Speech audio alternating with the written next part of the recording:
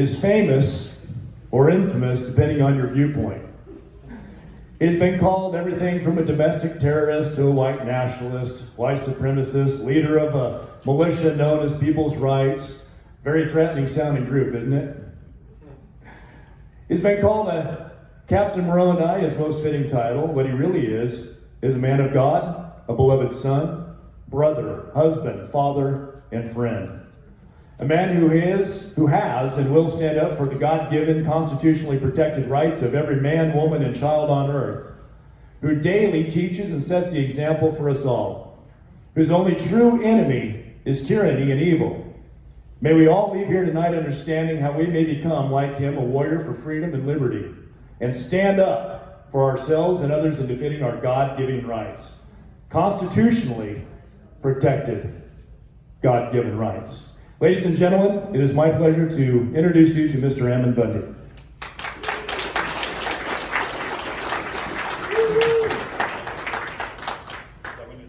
Not on you. Oh, there we go. You might want to turn it up a little bit. Thank you for being here. I am grateful for the opportunity to speak to you, and hopefully you'll get comfortable enough we can have a good conversation here, because that's what this is about. And I hope no one will bite. You could, bite at me, but don't bite at each other. Okay? Anyway, I'm looking forward to this conversation. I wanted to give you some little bit of request or direction here. In your packet that we give you, there's this little form here, and we're asking you to subscribe.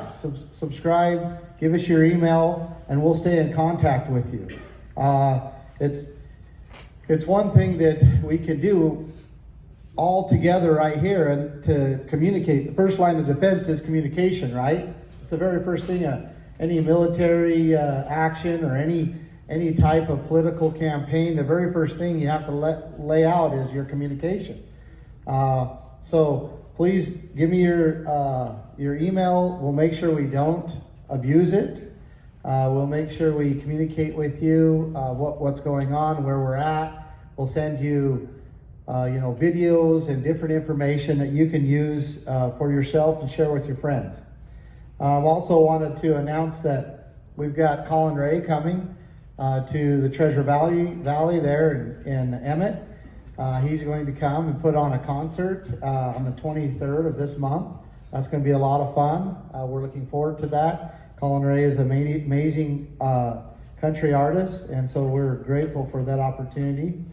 And then again, if you are willing to give us some support financially, here's a good way to do it. You can give us your hard-earned money and share it with us so that we can continue to travel and continue to communicate. And you may not want to make that decision now, but hopefully by the end of this meeting, you can be comfortable with that. Because no matter what happens, I'm going to continue to share the message that I'm sharing tonight. And it's been very impactful as we have shared it all over Idaho. Riley explains what we're doing is like you take the state of Idaho and you put little boundaries and then you throw a ping pong in it and just goes all over. And that's what we've been doing.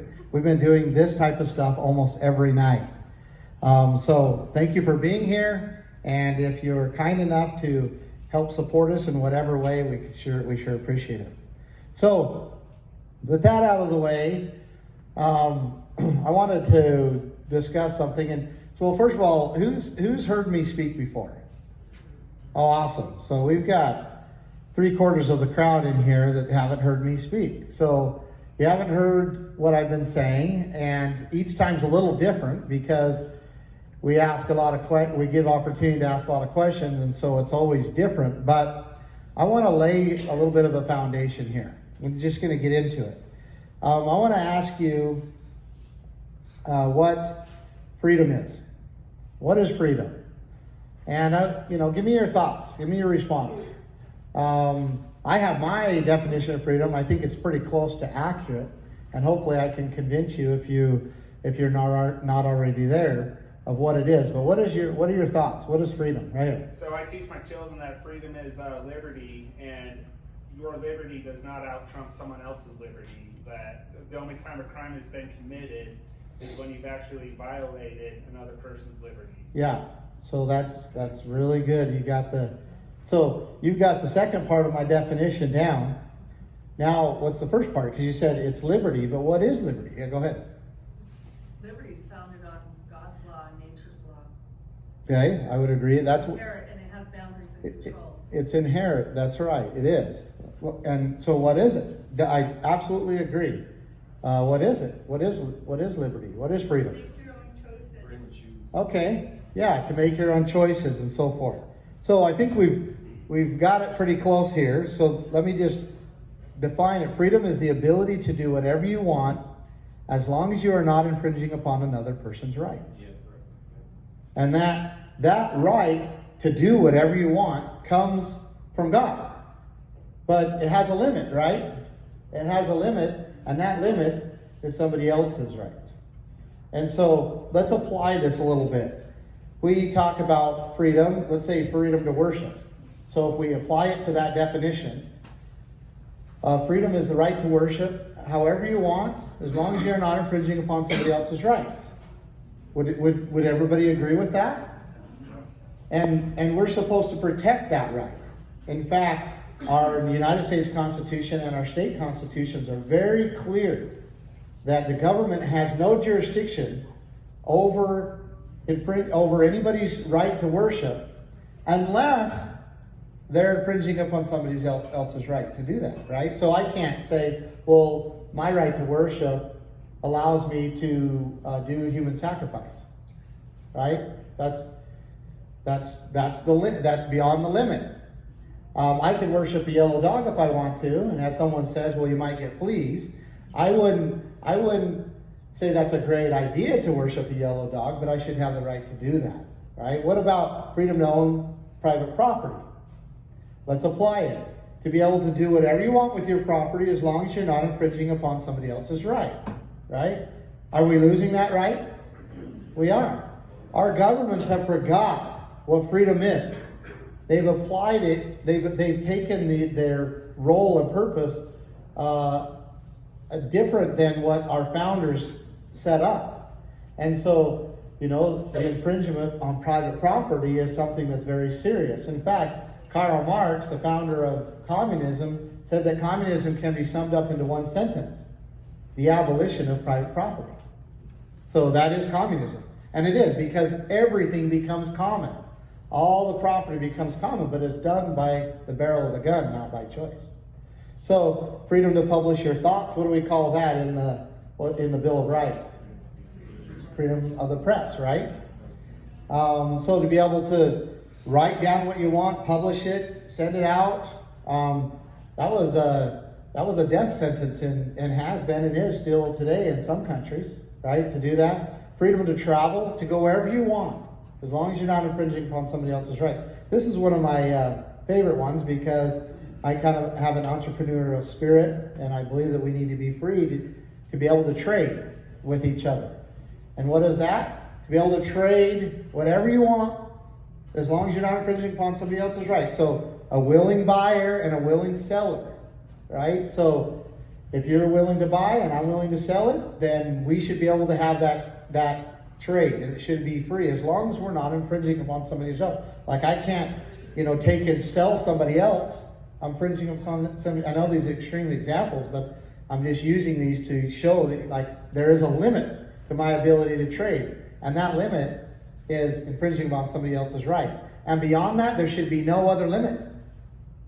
And so, freedom to have and raise children, freedom to choose where you want to live or where to live, freedom to speak out. What do we call that in the Bill of Rights?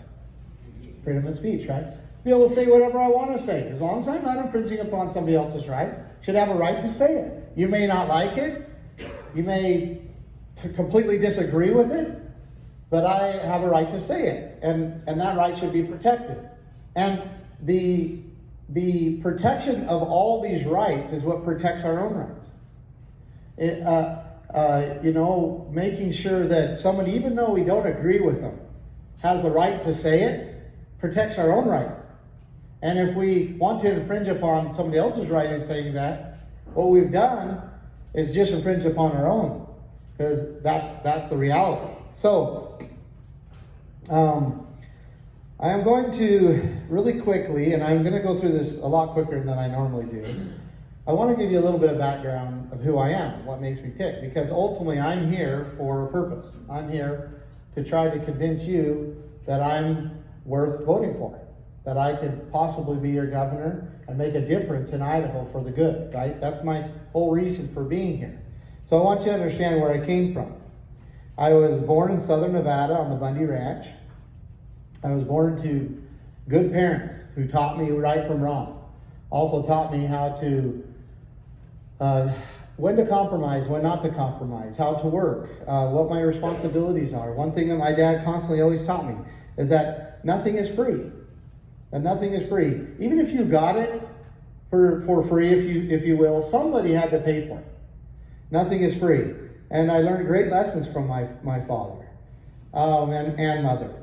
This is a picture of the Bundy Ranch. It's a very dry, arid land. Here's a picture of a steer on the mountain or on the hill. And you can see it's pretty arid. And that it takes about 100 acres to produce enough feed for one animal or one cow. And we have taken, my family went into that area in 1877 when no one else wanted it. And they began to carve out a living there, and it was a hard living, and still today it's a very hard living. In fact, when I was about 15 years old, my dad came to me and said, look, this ranch isn't big enough for the both of us. And he's meaning that basically this ranch is not going to produce enough living for all the kids he has. It only produces enough living for about 2 families. This here is a picture of a bull. There's my dad on a horse. You'll see the hair on his horn. He probably just got done hooking the horse. They're pretty rank because they have to survive out there in the desert. I grew up doing this. This is my little brother, but this is something I grew up. This is something also that's not very unfamiliar. My little sister gets off the bus. We were the first ones to get on the bus and the last ones to get off. And it was about an hour drive every time we went to school. Hour drive there and an hour drive back. And so we got a lot of bus time. And the bus driver would drop us off pretty close to our house. And this was a calf that my dad saved from his mother, got hit on the highway, and he did an emergency C-section. Took it out, saved it, and we bottle fed it, and ended up being, a nuisance, because that's what they are when you bottle. They're just like little pets, and then they want to go everywhere, and they break your fences, and they try to go in your houses and everything else. So, but he's got 4 dogs, 4 pups here, and it was a great life. I was privileged to live and have a great life living on the ranch. I did serve a mission for the Church of Jesus Christ of Latter-day Saints. I went to Minnesota and served there and did my best to teach about the Lord and to bring people closer to Him. And ultimately, I think that it did me more good than anybody else, because I really, took the time to understand what our Lord Jesus Christ did for us. And I dedicated my life saying I wanted to please Him first before anything else I wanted to do. And so I've tried to follow that. That's always been something that's very important to me.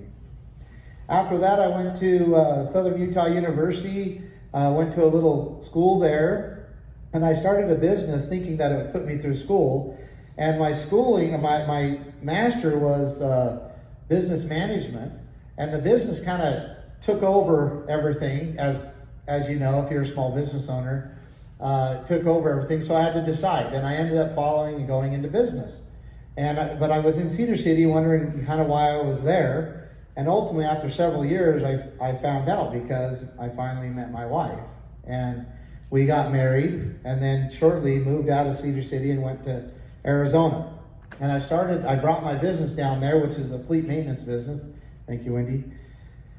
And we started our life down there in Arizona. And we ended up having a whole bunch of kids. We had 6 kids, 3 boys, 3 girls. And we had a great life. And I ended up building up one of the largest fleet maintenance companies in Arizona.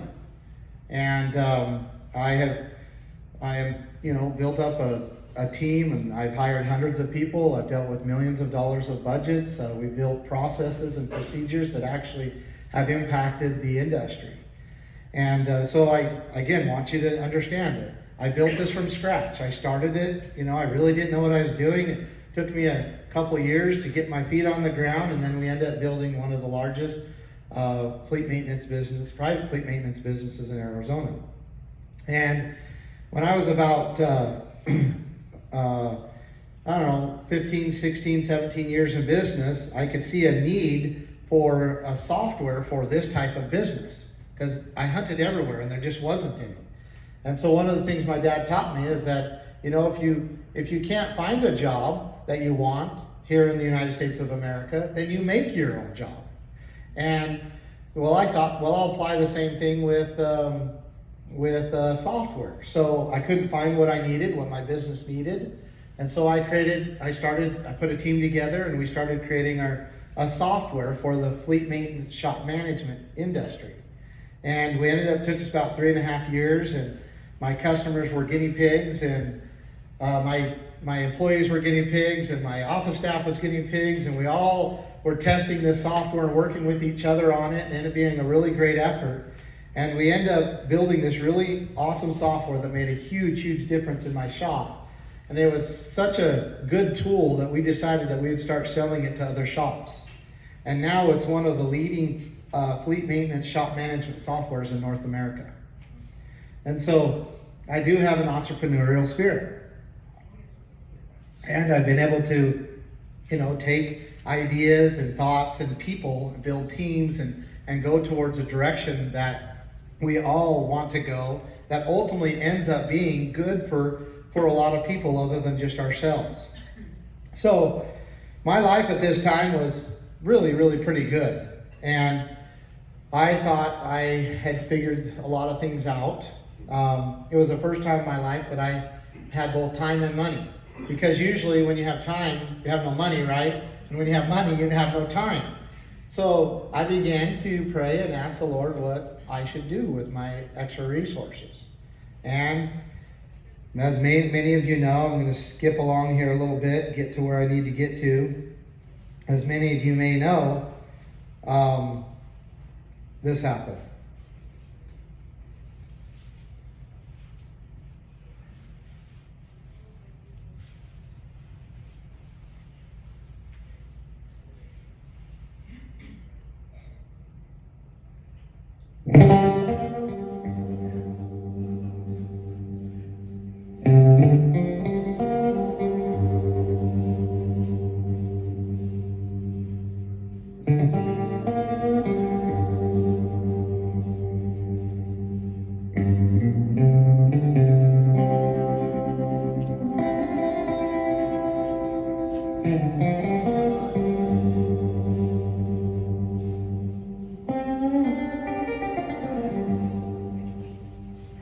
Okay, ladies and gentlemen, my next guest is probably one of the most important guests I've ever had. I hope I pronounce his first name right. It's Cliven Bundy. He's the last rancher standing from Clark County, Nevada, in the fight to stop the feds. He's 67 years old and has a wife named Carol who is standing by her man in his fight against tyranny.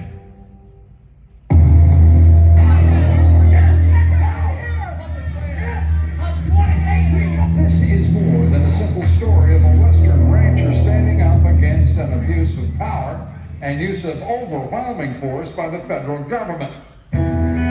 One of the major news stories making the rounds today comes from the Bundy Ranch in Nevada, where Cliven Bundy is in an intense showdown with federal agents who are now circling his property with snipers in helicopters in immediate action of to call off the pending range wars. So what's behind these land grabs? Are they really about protected animals like tortoises and owls? It's designed to shut down ranching for people like the Bundys of Bunkerville. And so when I pay my grazing fees, if I owe any grazing fees, I will sure pay it to the right landlord, and I will be Clark County, Nevada.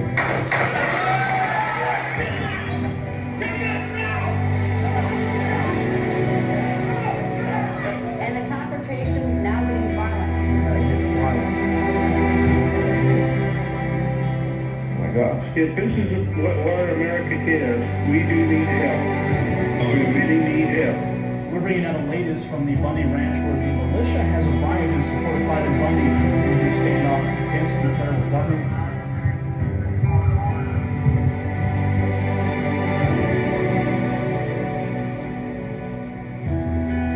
And so I ask the question, is the United States government trespassing on their land?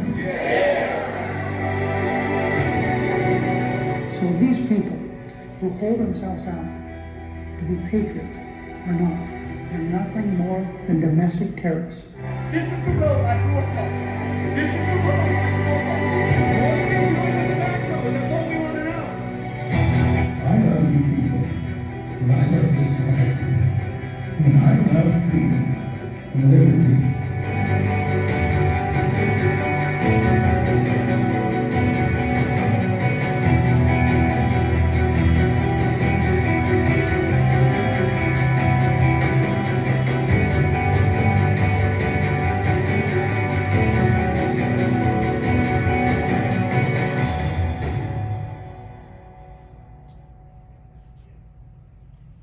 So this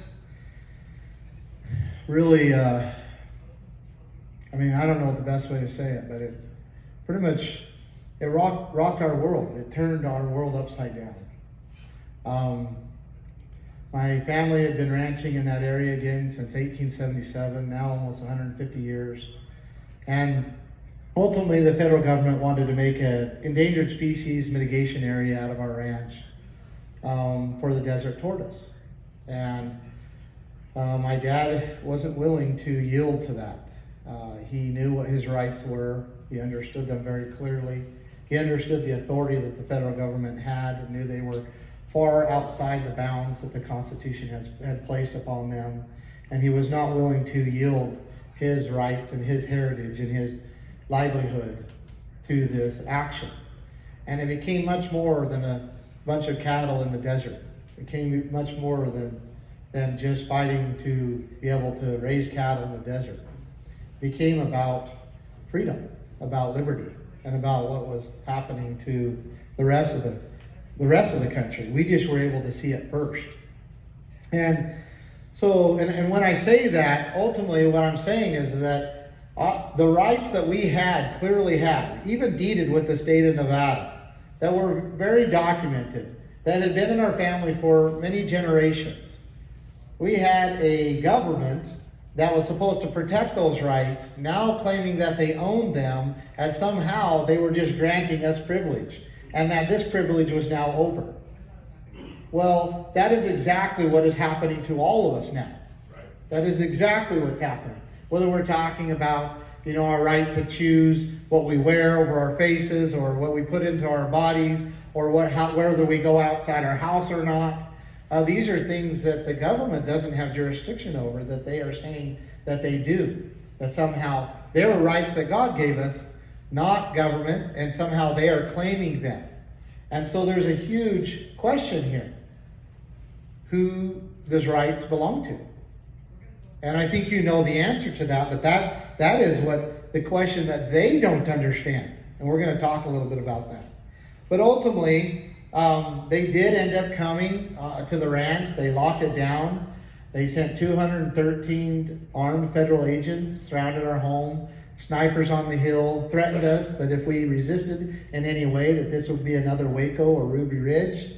They locked down the ranch, it was kind of the best way to explain it is like a scene out of the Hollywood movie Red Dawn, right? Where, your community is taken over by an army, and they're patrolling with MRAPs and helicopters and guards, and they're threatening. They put a military base in our own community. They took, one of the larger hotels and put a barrier around it and actually occupied it in the middle of our town.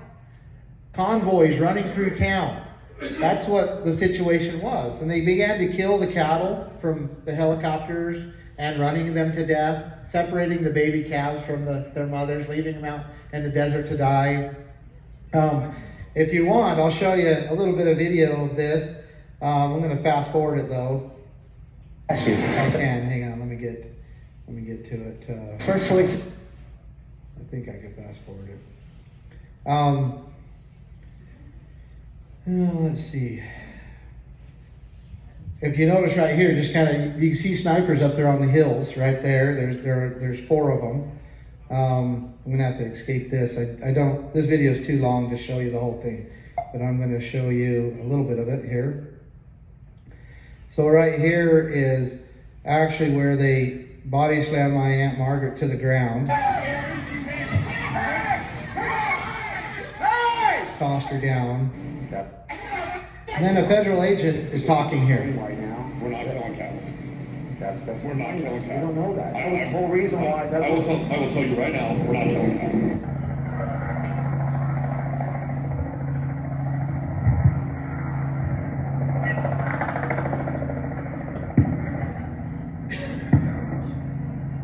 Shooting cattle from a helicopter. Okay. That's wrong. Okay. That's you saying. No, and again, I'm the guy in charge. Okay. I do not lie. On behalf of the United States government, I do not lie. There are no baby cattle left out there after you guys have been. None. Not killing. They are doing every effort that if they separate a calf, they identify it. What if I have proof of the contrary? Well, again, to get every single baby calf that's dead. Oh my goodness. Is that what you're saying? You guys are leaving them out there. No, they're roping. If we gather in an area, the specific area we gather in, anyone that is separated is identified, and they go back and they collect it. Now, if there are baby calves in other areas, that very well could happen. Well, that's what. So ultimately, they killed about 60 head of cattle. They were destroying our water infrastructure that was in there for over 100, some of it over 100 years. They were bulldozing and damaging our corrals and basically trying to lay it waste so that we could not operate our ranch after they had left. And so videos of this went out, and we were able to start to get the story out of what really was going on. And what happened after that was kind of amazing, because, and part of the reason why I'm here, I do not believe that under the conditions that we were under, that my family's life would have been preserved if it hadn't been for the American people coming to our defense.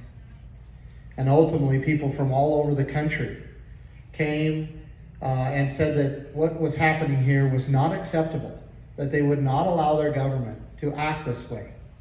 And they confronted them and gave them an ultimatum and basically demanded that they leave the area.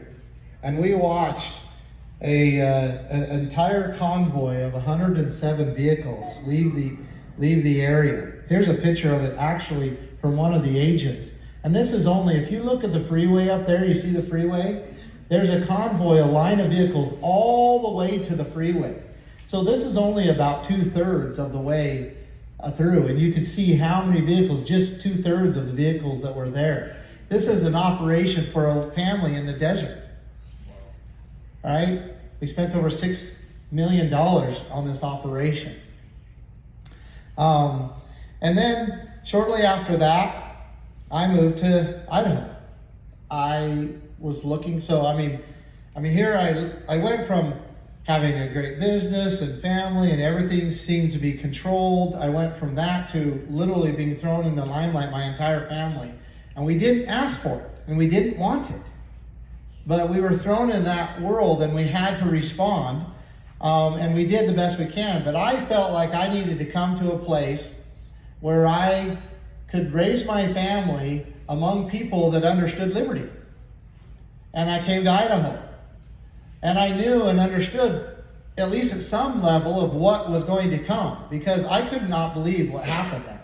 I didn't think we were in such bad shape in this country. And I didn't even understand it then. And since then, I have understood more and more. And I believe that the Lord put us on a path a little bit earlier than most people, because they wanted us to be a sound of warning, an alarm, and to do the best we could with that information. However, I did think that I was going to get some peace in Idaho. And I wasn't here but less than just a few months. and I found out about this family, the Hammond family. They're a ranching family in Oregon, and they were only, a little over 2 hours away from where I moved. And my father was very concerned for them, and others were too. And he would call and he'd say, I'm concerned for this family. I think the same thing that happened to us is happening to them. And I would tell him, Dad, I don't want to fight that battle. Like, we've done enough. I don't want to fight that battle. And so he would let it drop, and he would ask me again. One time I got pretty upset with him and said, I have a small family. I have a young family. My youngest was 1 year old, and my oldest was 12. And I'm like, and I have 6 kids. I'm right in the middle of it, and I need to take care of my family. But he kept, I'm really concerned about this family. I believe what happened to us is happening to them. And ultimately, one time, it was a long day. It was a Monday. I got in bed, and my phone chimed. And I picked it up, and it was an article about the Hammond family. And I read through it, and my soul was stirred. And I knew I could not just sit around and not act. I knew where much was given, much was expected. I knew that I had the ability to reach hundreds of thousands and millions, even millions of people for the benefit of the Hammond family. And so I went and visited with them. And ultimately, it cost us a heavy, heavy price. We ultimately were arrested, thrown into federal prison for 2 years. We were never convicted of even a misdemeanor.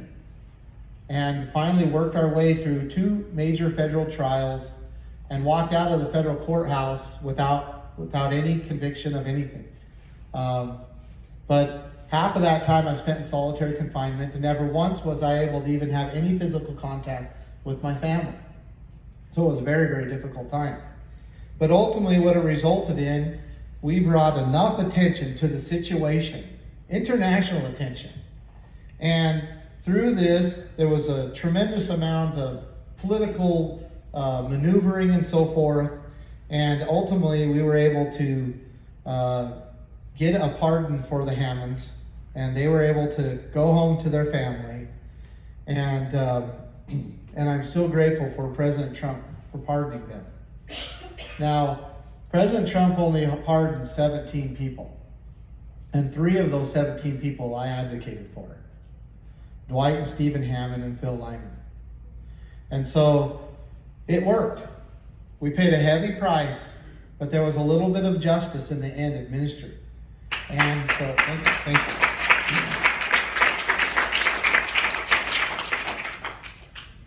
So then 2020 come around. So there's a little bit in between there, and then we're going to get into this. Because when I got out of federal prison, I came home.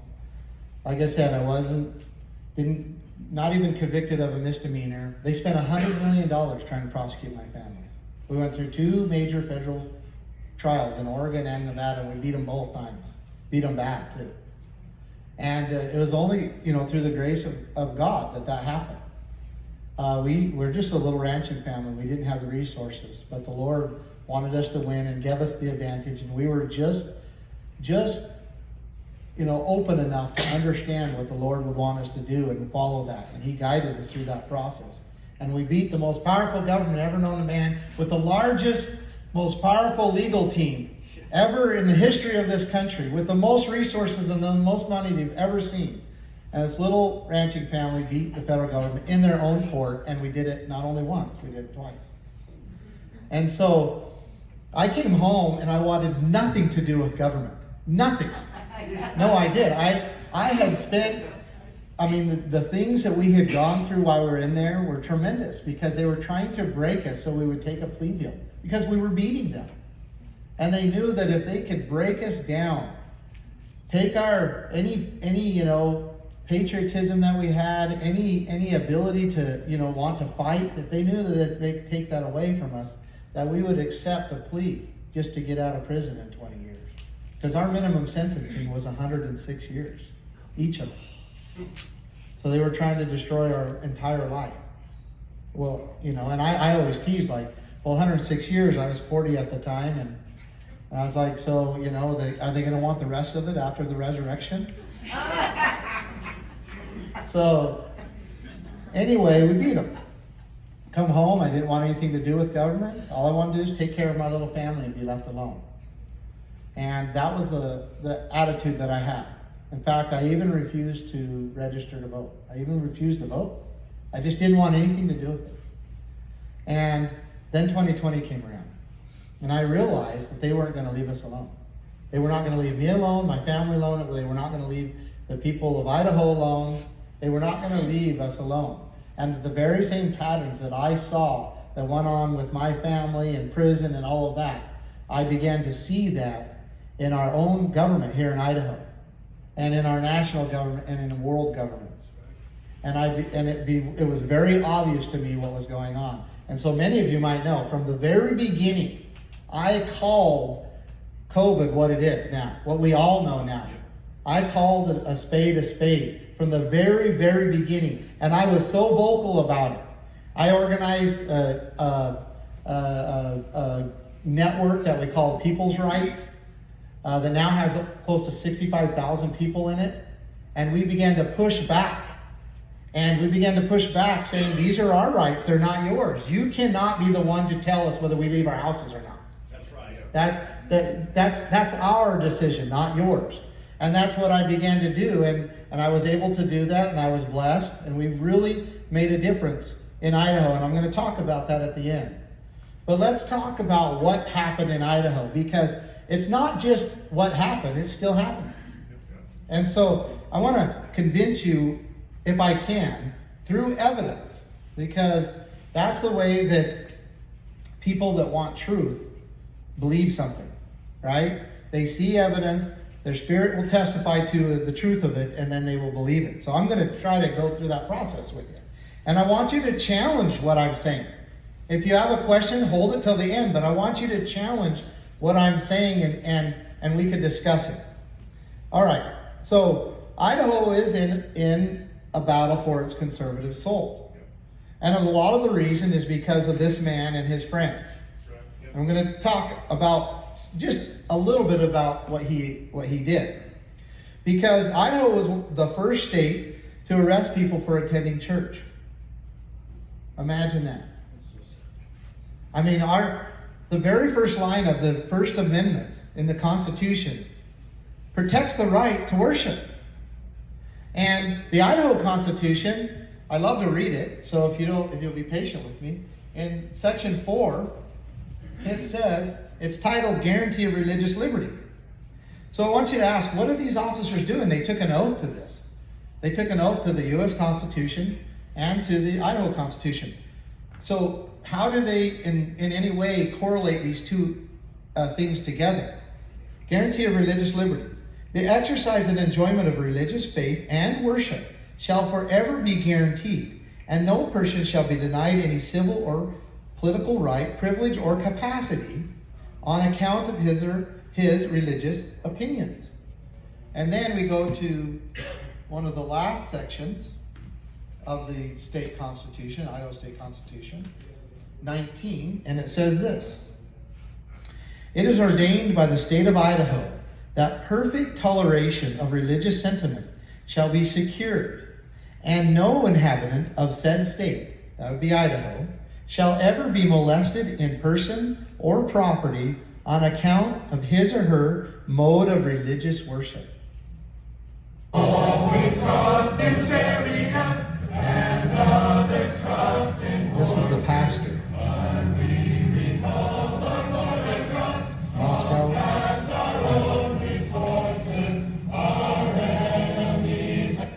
It's a shame. It's a shame. Idaho was also the first state to arrest a mother for going to the park. Okay? Idaho was one of the first to arrest or to raid businesses for not closing down during the COVID. And in fact, so we have to ask the question, well, why? Why are our police acting this way? Why are they acting and doing these things? And it comes down to basically an explanation. This guy right here, he's an undercover Idaho State police officer, and he's serving basically a notice of violation to these business owners because they decided to stay open, right? They thought that it was their choice, that it was their right to stay open. Yet they were deemed non-essential, so therefore they are issuing this to him. And he tells us why he's doing what he's doing. If you listen closely, you might have to turn this up a little bit, Shane, because it's a little bit soft. But listen to why he says what he's doing. Real quick, it's from the state. Would you say that again, sir? Hand him that letter back. Now, I would like to hear him identify himself again. I'm Kit Schrecken with the Idaho State Police. I'm just delivering this letter in response to you guys opening it, in contrast to the stay-at-home order. So did you hear that? He said, I'm issuing this letter in contrast to you opening to the stay-at-home order. Something that basically, because you're not complying to the stay-at-home order, I'm issuing this. Now, a few days later, ISP, Idaho State Police, raided the business and began prosecuting the owners in Idaho. Okay?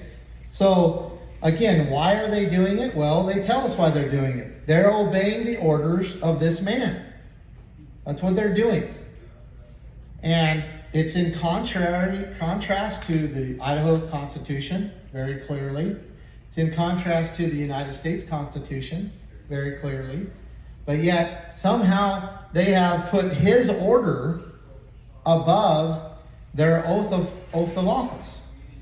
And it's a problem that we have, and we can talk about that. But let's focus on this man, because he did do this. Now, maybe he did it because he was really concerned about the health and safety of the people of Idaho, right? Well, let's just give him a chance, right? Let's go through this. I'm gonna show you some things, and maybe at the end you'll conclude that he did it for the health and safety of the people of Idaho. Maybe not, but I'm gonna. So, who remembers when Governor Little put the state in emergency status? You remember that, right? Who can forget it, right? Well, he first did it on March 13th, 2020. Okay? That was when he issued a state of emergency. Now, we're going to answer the question, did he do it because of the health and safety of the people of Idaho? Because interesting enough, on March 13th, it's the same day that President Trump announced that he was releasing $50 billion to states that were in emergency status. Okay? That's interesting correlation. But wait a minute. Maybe we really were in emergency status. Maybe 1.8 million people in Idaho were in a terror situation. They're dying on the streets, and he has to save us. The problem with that is on March 13th, in his own website, Idaho's governor's official government website, he announces that we have the first confirmed COVID case. So we have one case in Idaho. We're a state of almost 1.8 million people. On March 13th, we have one confirmed COVID case, and he puts the state in emergency status. And it happens to be the same day that President Trump says, if you're going to get part of this $50 billion, you have to be in a state of emergency. Now, who remembers when he put us in extreme state of emergency? On the 25th, that's correct. On March 25th, 2020. Now, believe it or not, it happens to be the same day, March 25th, that President Trump and Nancy Pelosi announced a $2 trillion federal stimulus deal for states that were in extreme state of emergency. Right? Interesting. Idaho had 136 unconfirmed COVID cases. No deaths. We're a state of 1.8 million people. And he puts us in an extreme state of emergency. Which means, according to him, that this is his order, that this is March 25th, this order directs all individuals living in the state of Idaho to self-isolate at your place of residence. So he's telling you have to stay in your home. You can't come out unless we give you this permission, which is he's directing all businesses and government agencies to cease non-essential operations. So basically saying that, even though you're paying for your kids' clothes on their back and food, and you're paying for your bills, because you're a business owner, you could be deemed non-essential and you have to close your business, right? And I don't know about you, but when I'm doing those things for my family, I believe it's pretty essential.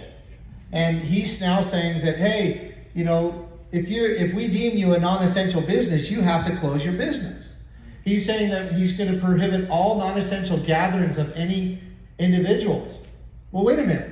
I thought we had the Idaho Constitution says that there must be perfect toleration in us worshiping. So therefore, it must be our decision. But he's saying that we can't gather.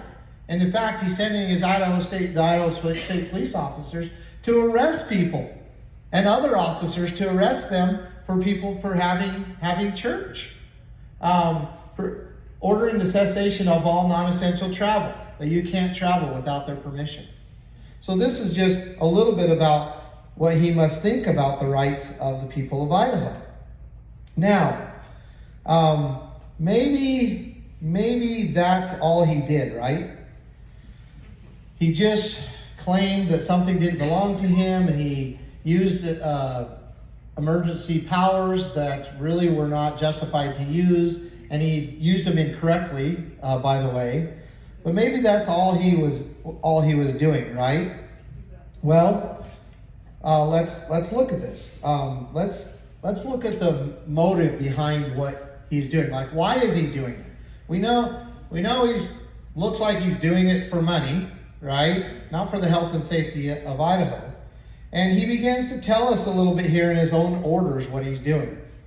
This is a proclamation. He says, in securing millions of dollars in funds, therefore I put the state in a state of emergency, then an extreme state of emergency. And remember this code right here, section 46601. Just keep that in the back of your mind. This is Idaho State Code 46601. We're going to talk about this. And he goes on and he says, I think this is the first, he received $1.25 billion from President Trump, and he says, thank you, we really appreciate it, we're looking for more. And then he does say that. Then he says right here, he even says it in his order. So this is Executive Order 2020-07. This is the 7th order in 2020. And he says, so this is establishing basically how they're going to spend all the money they're getting. And he says, whereas I issued a proclamation on March 13th declaring a state of emergency in the state of Idaho, whereas I issued a proclamation on March 25th declaring a state of extreme emergency in the state of Idaho, and then he references that same code, and then he goes down, whereas Congress has passed and President Trump has signed 3 legislative packages that provide state funding in response to COVID-19, so he's telling us what he's doing here. Whereas I anticipate additional congressional actions on federal relief packages to states regarding COVID-19, so we're going to get more, right? And then he says, this is that same order, he says, now therefore, I, Brad Little, Governor of the state of Idaho, do hereby order the creation of a COVID-19 Financial Advisory Committee to be headed by the Administration of Division of Finance, comprising of members appointed by and serving at the pleasure of the governor. Okay? So he's going to get his buddies. He's going to decide which ones are going to be part of this committee, his buddies, and they're going to serve him at his pleasure. And together, they're going to decide how they're going to spend this money that they're getting. Right? But remember, they serve the governor at his pleasure, and he's the one that chose them. He's the one that put them on this committee. And this is him and his buddies doing what they do best. And then at the end of the order, it says, for the coronavirus relief funds and other funds to be administered by the office of the governor. So he's saying, all these funds we are going to spend out of my office. Right? And I'm going to get my buddies together, and they're going to serve on a little committee, and they're going to serve at my pleasure, and we're going to spend this money out of my office. And how are funds supposed to be administered in the state of Idaho? That's right. The legislature are the ones that's supposed to administer funds. Why is it done that way? To prevent this very thing from happening. To prevent a very small group of people from getting the funds of the state and deciding how they want to spend it, because it is a tremendous amount of power. Now we're not talking about a lot of money, right? I mean, $18 billion. That's what he's received so far. $18 billion, over 2 times the annual state budget, and he has now put this all in one little package, and him and his buddies get to decide how to spend it. And you see a problem there. You see how it's going to affect the people of Idaho for many, many, probably decades. Even if we get it under control now, where he's put it and what he's doing with it, and the bureaucracies, how he's building it, and all of these things that he's doing will be very, very hard to tear down. And they are destructive. I'm going to talk about it here in a little bit. They're destructive to the rights, the freedom that we just talked about of the people. So, now, if that was all he did, we would, get it straightened out, and we would hopefully get it back into the hands of the legislature, right? The spending.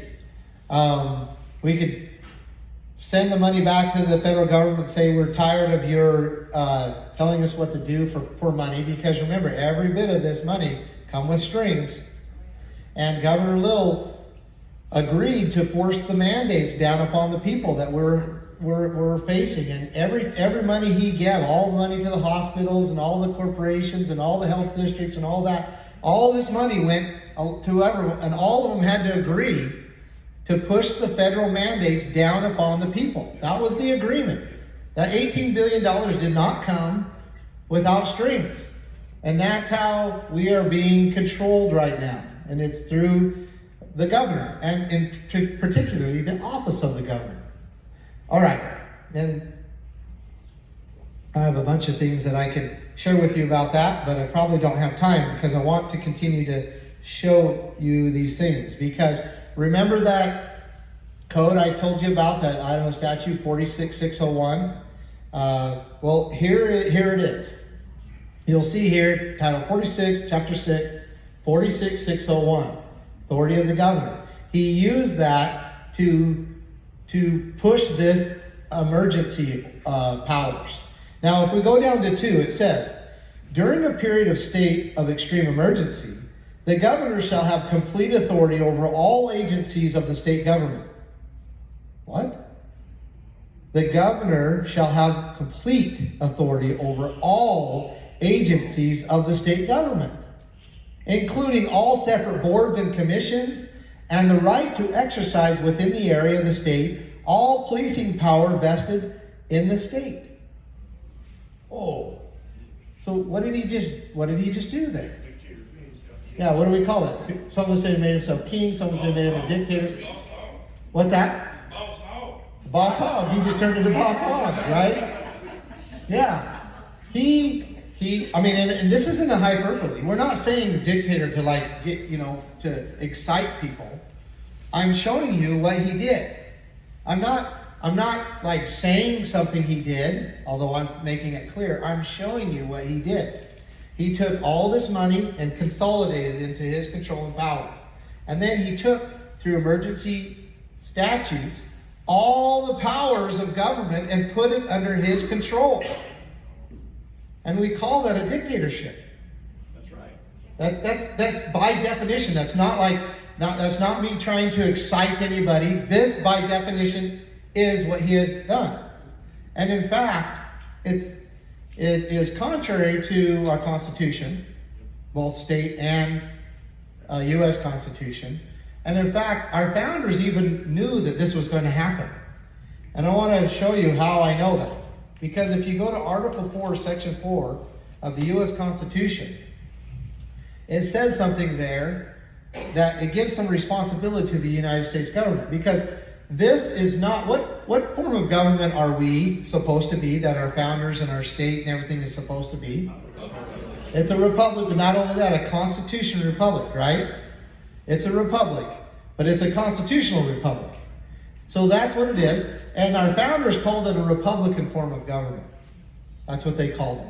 We've kind of got mixed with the name of the Republican Party and all that, but that's not what that means in the Constitution. A republican form of government is a constitutional republic. So, in Article 4, Section 4, it says, the United States shall guarantee to every state in the Union a republican form of government. So, if this ever happens where someone in the state tries to take power that is not, or tries to change the form of government, it is the United States' responsibility to come and say, governor, or whoever, dictator, or king, whatever, you can't do that. The people of Idaho have been protected and are secure to have a republican form of government, a representative government of the people, by the people, and for the people. And so what he has done here is actually, it's a terrible thing, but it's actually the United States' responsibility to correct it, according to the Constitution. But do you think Sleepy Joe is going to come down and correct old? No, and Lila would say, he's trying to, state sovereignty, he's trying, so it's all messed up. It's not going to happen that way, and I'm not being naive to think that, the wicked Biden administration is going to come down and and correct this issue. I'm just pointing out that it was not our founders' design to put us in a dictatorship. Yet in Idaho, we find ourselves in that. Now, we might say, well, it's a good thing that it's over, right? I mean, it's a good thing that he's still not hanging on to emergency powers. It's over, right? But that's not true, right? In fact, on January 7th, 2022, that wasn't very long ago, about a month ago, a little over a month ago, he issued this proclamation, and he wanted you to know that the state of Idaho is still in the state of emergency.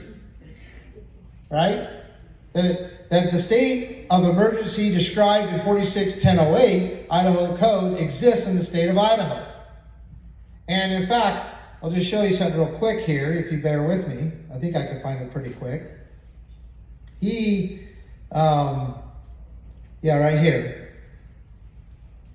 What's happening now is so right down here at the bottom, you'll see the original on March 13th. That's his order. Then on March 25th, made an extreme emergency order. And then you'll see every month, he extends it all the way through 2020, all the way through 2021, until you come all the way to January 7th. And that's the order I just showed you. So he's kept us in this emergency order unlawfully.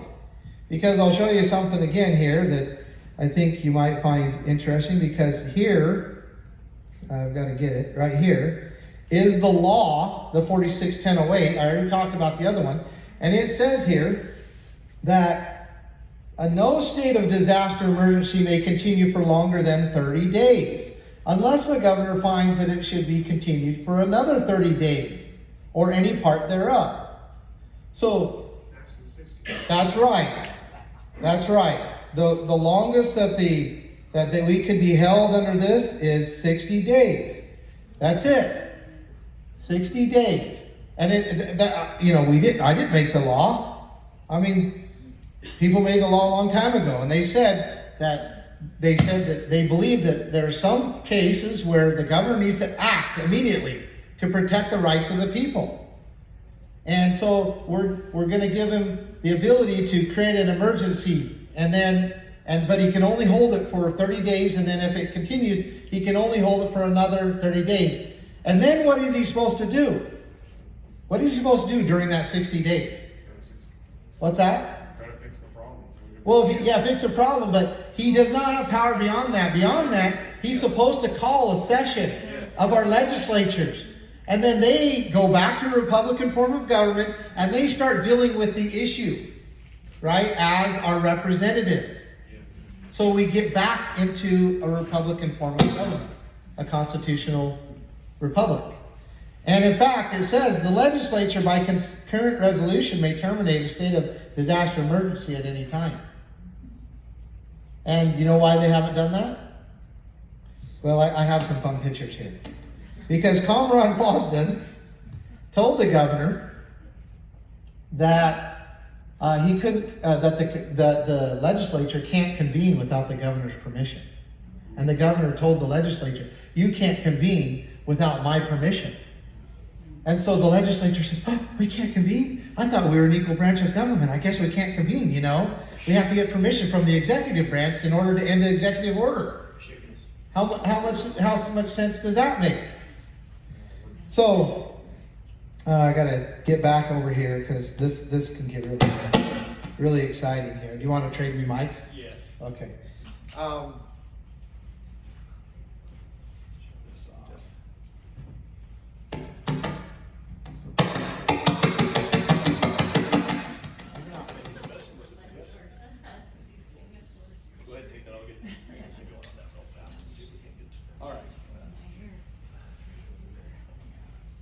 It's off or down. Yeah. Go ahead. Okay. So let's get back into this one here. So we see we have a problem, right? We have a problem, and we're still in the middle of that problem right now. And it's something that has put the people of Idaho in a precarious situation. These orders are still in place. And we are still under a state of emergency. And at any time, he could say that what we're doing here is illegal and he could stop us under his ideas. And he has actually done that. We saw how he arrested pastors for going to church and how he arrested mothers for going to the park. And I could give you a lot more details about some of the terrible things that he's done, including using his powers to suspend parental rights when the state takes your child, or the requirements that the state has when they take a child and house the child. He suspended those. And we could ask, well, why has he done that?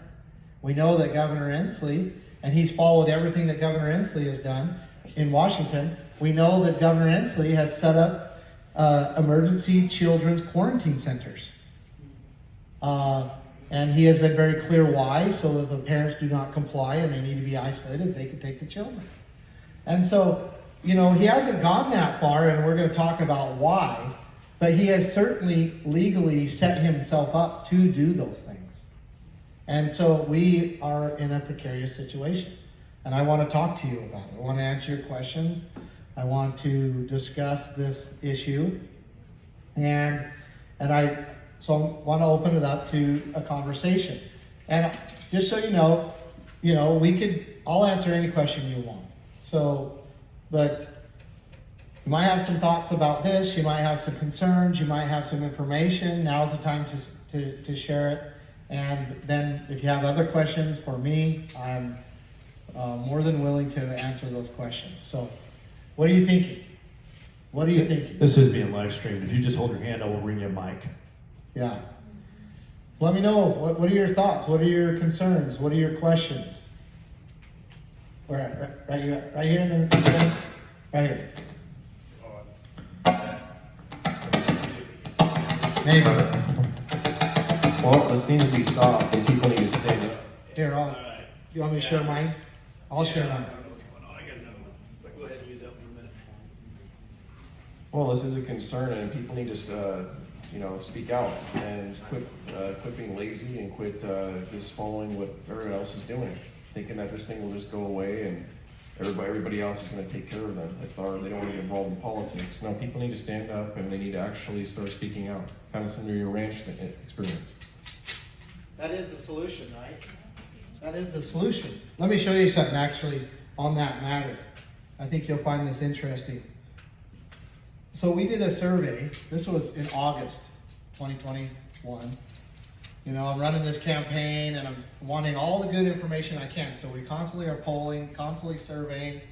It's a whole lot of fun, I'm telling you. So one of the things that we asked several questions, and I'm going to go through these questions because the first question is, do you believe, this is another survey. Let me get to it. The first question was this: would you agree or disagree that a state governor has the authority to shut down churches? Now, strongly disagree, right? 50, almost 60% disagreed or strongly disagreed. But look at how many agreed or didn't know. This is Idaho. This is a statewide poll. 40%, a little over 40%, either believed that the governor had authority to shut down churches or they didn't know. And the didn't knows are just as dangerous. Right? Because they vote the same way. This was in August of 2021. Okay? Okay, so now the second question was, would you agree or disagree that a state governor has a duty to protect the people's rights to worship, travel, and trade with each other? Well, 74% said, yeah, the governor has his responsibility to protect the right to travel, trade, and worship, right? 25% disagreed or didn't know. So there's a little bit better numbers there. Still concerning that 25, but at least they're talking about the responsibility of the governor, okay?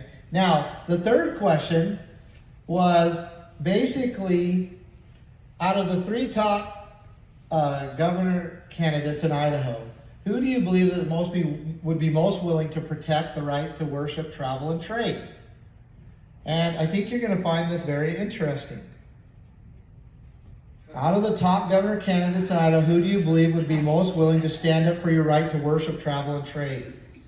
And 40% said Brad Little. A little over 30% said Ammon Bundy, and then Janice McGeehan was a little under that. Now, is this the same 40% that we saw here that's going to vote for Brad Little? I mean, I find it pretty interesting that it's almost the exact same number, right? But it shows that we have a challenge here in Idaho.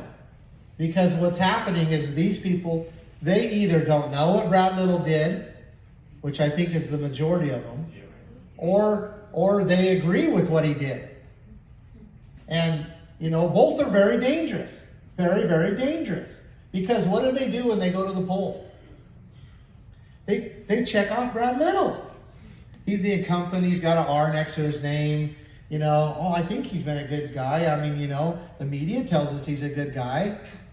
And yet he's having people, Idaho was the first state in the United States since at least the Civil War to arrest people for going to church.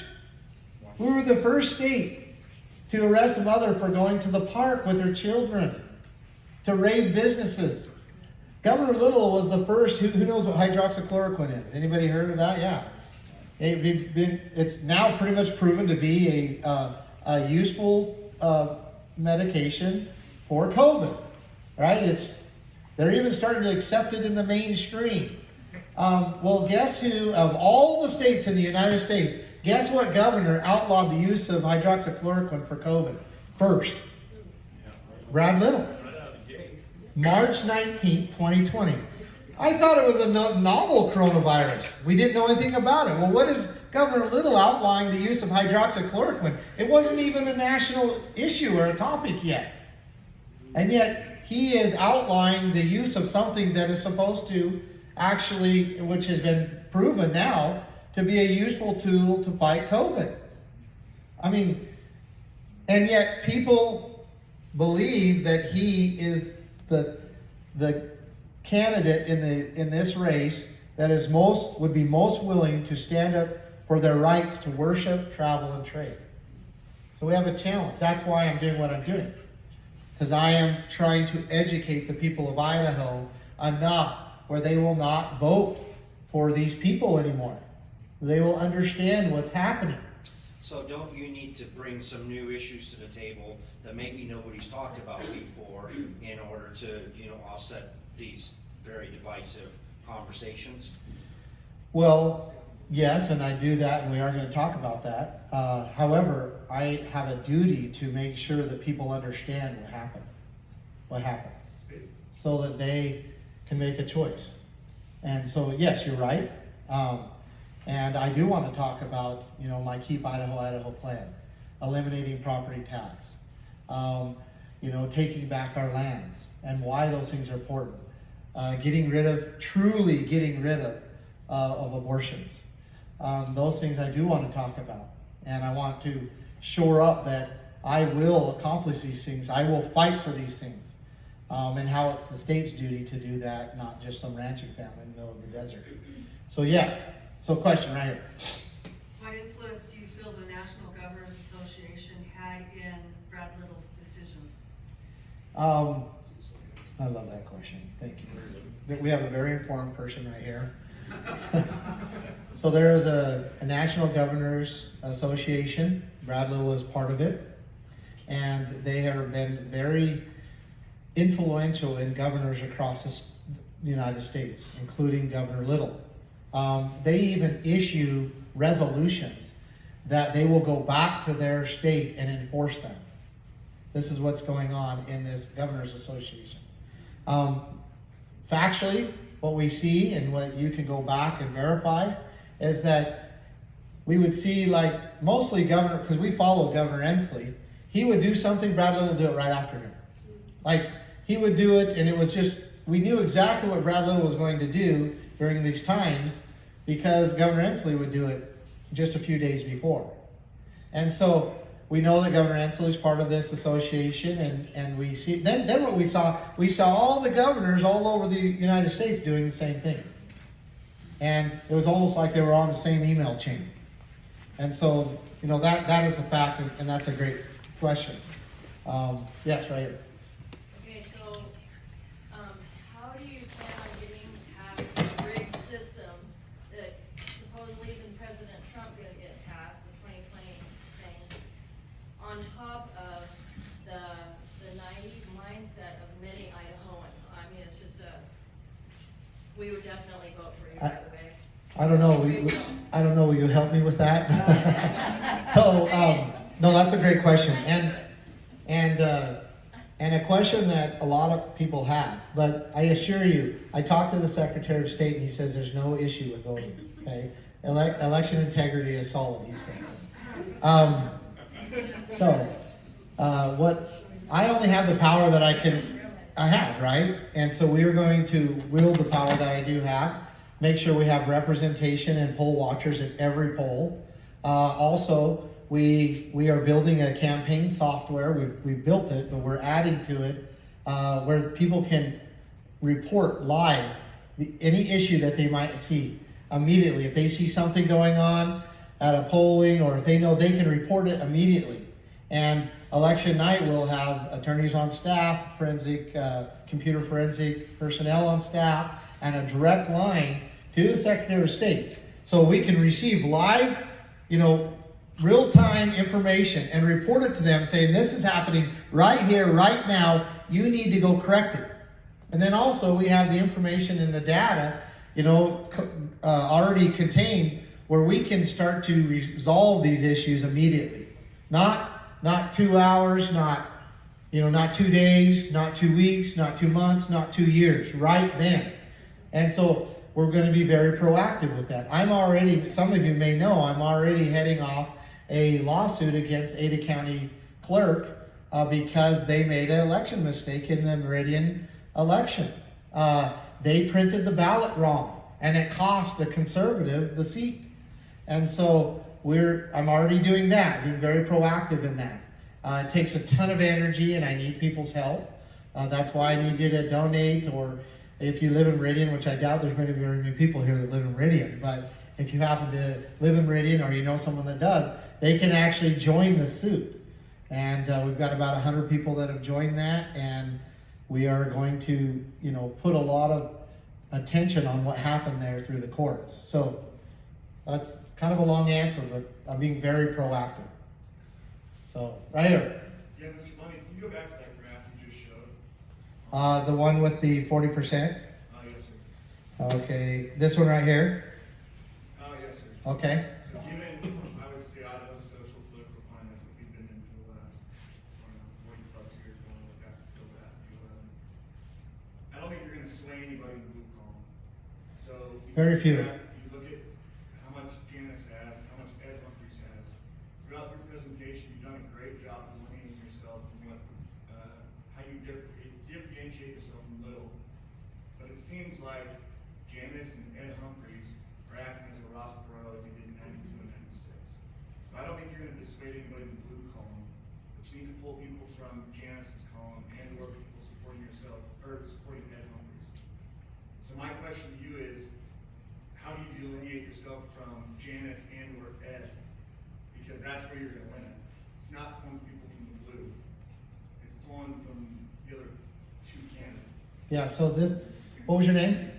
Grayson Stone. Grayson, thank you, because he's correct. We believe we'll get a very small percentage of the blue. Just the fact that there's 120,000 government employees in Idaho, 120,000. Now that doesn't mean that all the government employees are for Brad. I'm not saying that. I'm just saying that there's a voting bloc that typically is fairly institutionalized and will most likely go with the establishment. And so, you know, the only thing is I have to add some information here. Here's another poll that actually was done in, what was it, November? So you can see it's a little better, but it's still the same type of thing. And anybody who believes that Brad Little is not polling well or doing very well or has tons of support, you're living in your own little echo chamber. He is leading this race right now. And it's hard to believe because we just think like, who in the world would vote for Brad Little? But, you know, but the reality is he has a base that right now, if the election was happening right now, Brad Little would win. That's the reality. And I'm telling you these because we poll all the time. We do tons of polls. We understand what's going on. And so right now, Brad Little would win. And so there's a couple other things to consider though. We in Idaho have a huge unaffiliated voter. There's 307,000 unaffiliated voters in Idaho.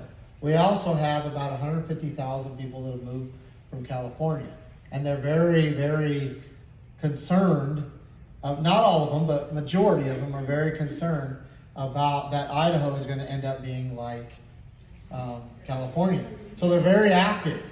They're very active. And they actually have been some of our greatest supporters because they understand that it's not going to take milquetoast to get this done.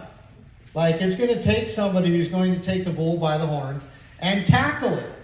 And so they're looking for somebody who's going to make sure that Idaho doesn't become what California. Now, what Idaho has to do is make sure that their version of California doesn't come here. Okay?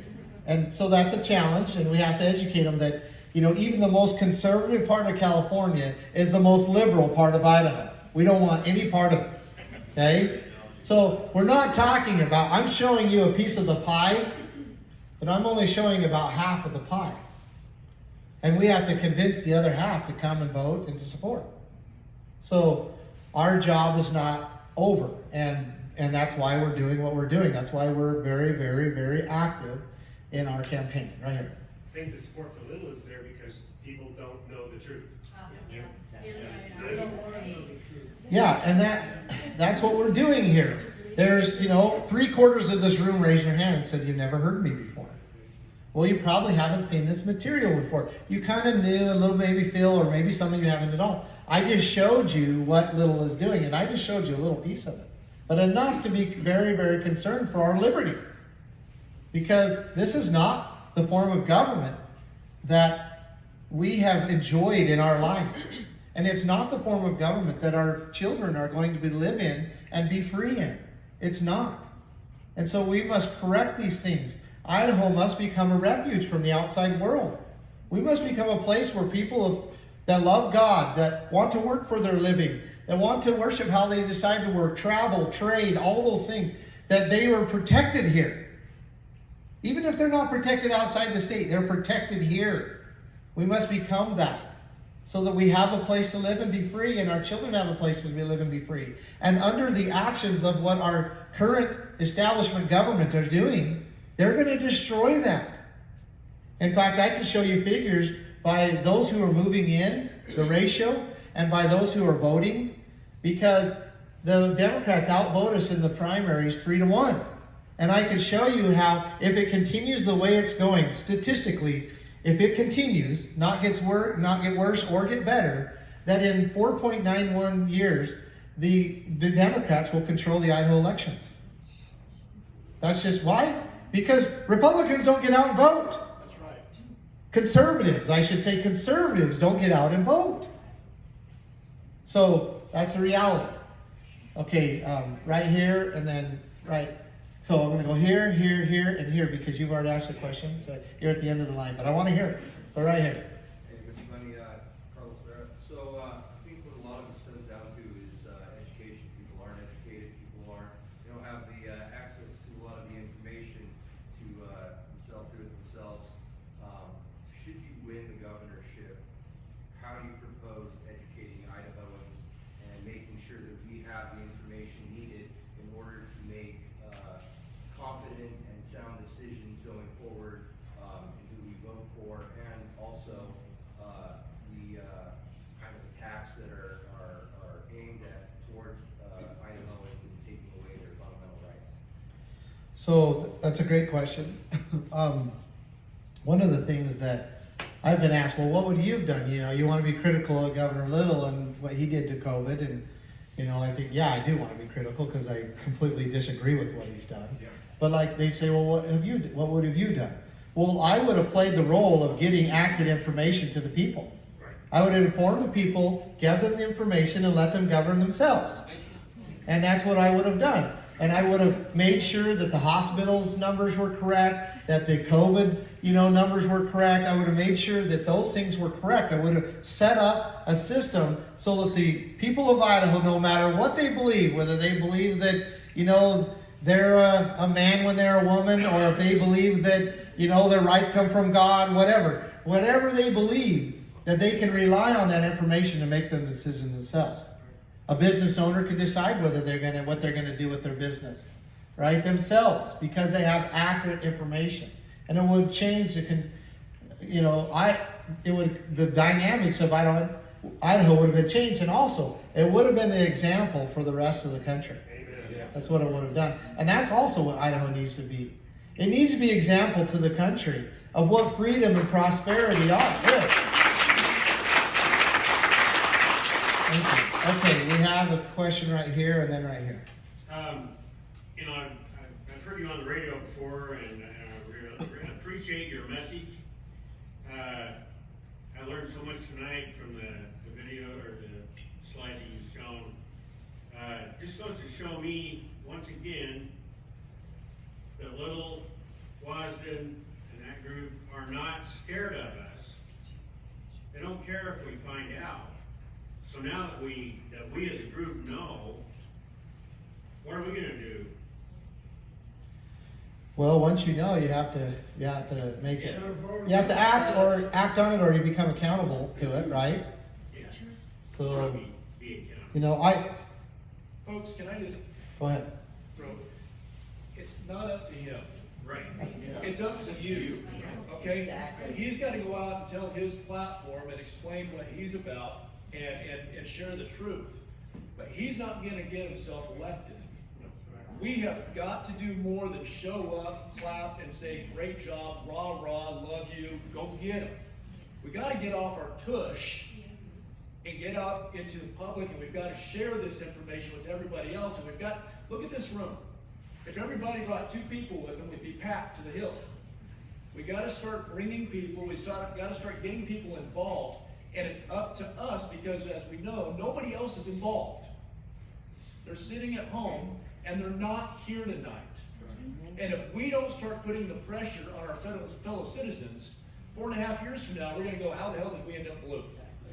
Yeah. Now, it's interesting because you can look back and see when certain, decisions were made and certain people were put into office and so forth, and you start to say, man, if this would have happened there, this is where we'd be at. And I know that, that's not a really good practice to get in to keep, looking back, but it is the reality. We have a choice to make right now. Idaho has a choice to make, and the political climate is just right to be able to correct some of these things and to, further liberty in Idaho. So yeah, it's time to act. And if we don't act, then we will be acted upon.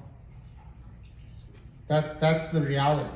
If we do not act for ourselves, that's part of the living in this world. Like, if you don't act and if you don't do the things that are necessary, you will be acted upon. That's your personal life. That's the government, everything. And same with the United States. If the United States does not act, we will become a people that the rest of the world acts upon. And so, Idaho has a choice right now. The people of Idaho have a choice right now to act, or in the very near future, they will become people where they're acted upon. Right here. All right. So there seems to be a counterbalance between Janice McEgan and Brad Little. So if you are elected governor and Scott Benke is elected lieutenant general, how would you handle that counterbalance? Well, if Benke was elected as a lieutenant governor and I was the governor, I'd never be able to leave the state. He would be issuing some, emergency order to have people arrested at the Capitol building that he doesn't like. That was an inside joke.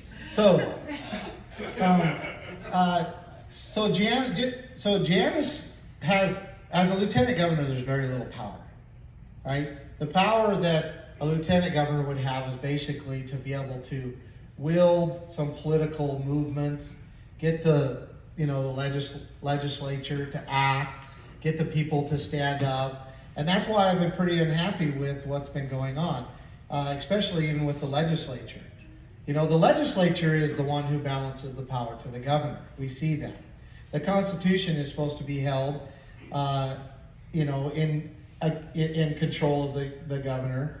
And so, I don't see the balance of power, because the lieutenant governor really doesn't have a lot of power when it comes to checking and balancing the governor, except that the lieutenant governor has a bully pulpit, and I wanted her and the legislature to pound that bully pulpit and the legislature to act a lot more than they have. They have sold out the people of Idaho.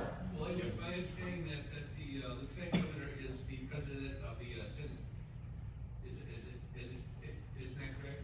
Yeah, the president of the Senate, just like the speaker is over the House, but over the Senate in the Washington D.C. But the only thing she has power to do is split a vote, or is to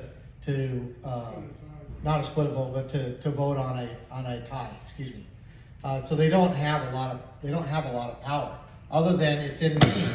The power is in the name of the lieutenant governor, and to be able to rally the legislature, to be able to rally the people, and that's But I do have to say that my level of action is pretty high. If someone's rights are being infringed upon, I have gone all the way, in many cases, all the way to either correct that right, or I'm incapacitated to do that. Like, I'm actually put in prison or whatever. So my level of action is pretty high. So when they just write a letter or they make a statement or two, that's pretty disappointing to me. I don't think that's enough. I don't think what the legislature did is enough. I don't think what any officer in the government did to protect the rights of the people over 2020 and 2021 and even now has been enough. So, good question. What else? Right here. Well, what do you say to these people that we believe you, Hammond, we like what you say, we believe in what you say, but you just don't have enough political savvy when you get up to that cesspool of Boise to get anything done? Okay, so I'm going to rephrase it so you pick up it on there. So what do I say to those that say I don't have enough political savvy to be able to deal with the cesspool in Boise? Well, so point out in the last 5 decades where anybody has done anything that has all the political savvy, right? I mean, You know, I think it was Ronald Reagan that said that, you know, the only thing that politicians learn by being a politician is politics. And I'm not a politician. And I don't want to be. But I have got a lot of things done. People might not like how I do it. And I will put pressure upon the people, or upon the legislature. I will call upon the people to put pressure on the legislature. I will strip the powers of the bureaucracies. I've said this many times. The abuses are coming primarily from the executive branch of government, whether it's a federal, state, that's where they're coming from. And they're coming from the bureaucracies within the executive branch. Well, as a governor, I am the head of the executive bureaucracies. I can appoint people. I can get rid of people. I can diminish the size. I can direct budgets, help direct budgets. And even if I do not legislate one bill, let's say I close my door and I never talk to a legislature for 4 to 8 years while I'm in office, and all I did is focus on stripping the powers of the executive bureaucracies, I will do the people of Idaho a tremendous amount of good by doing that. And that's well within the power of the governor. That's his job, to make sure that the executive bureaucracies do not come down and infringe upon the rights of the people. It's also the job of the legislature. And one of the things is taking these powers and pushing it back on the legislature and back on the people, saying, look, this isn't the executive power. This is your power, legislature. I don't have the power to administer funds. This is your power. Those type of things. And that's what I plan on doing. And I understand that. I understand that. And I'll go in fighting just like that. That's what I'll do. That's what I do. I've become accustomed to that. I can handle a lot of pressure right now. It's because my life has been kind of a hell. It's been hell the last decade, right? I have become, accustomed to being attacked. And so I will use those, those things and enter and go and use it for the benefit of the people. Thank you. What else? Right back here. I'm not even sure if I know how to phrase it, so I'm just going to wing it. I'm not an orator. I'm a truck driver. The state of Thank you. the American people, Idaho inclusive, but America is a blanket statement, and again, including us, we've become flaccid in the acceptance and the understanding of our freedoms. Am I wrong for thinking that not only the success of this campaign, because that's what we're in this room about right now, but the success of our future for future generations, and Shane had a good point of grabbing a neighbor and bringing them with you, but how do we get the American people to A, not want a nanny state? First Amendment, by God, I can say what I want. And Second Amendment, we got our guns. And that's as far as the Republican movement goes. Yeah. It stops right there. Ask any Republican, and I'm horrible about it, but the 4th, the 5th, the 10th, on and on and on. Why do we have income tax? We had income tax for prohibition. Prohibition was paid by the way of the income tax. When they de-ratified prohibition, did they eliminate income tax? No! They furthered the tax on liquor and cigarettes and things like that. That was why they couldn't get the freaking prohibition in. They needed those taxes, so they came to, was it 21st, 22nd? Someone help me here. Income tax, or prohibition rather.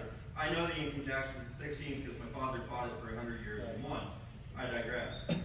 The problem with the American people today, in Idaho in general, especially the Idaho Republicans, more so, they should be the ones fighting and screaming.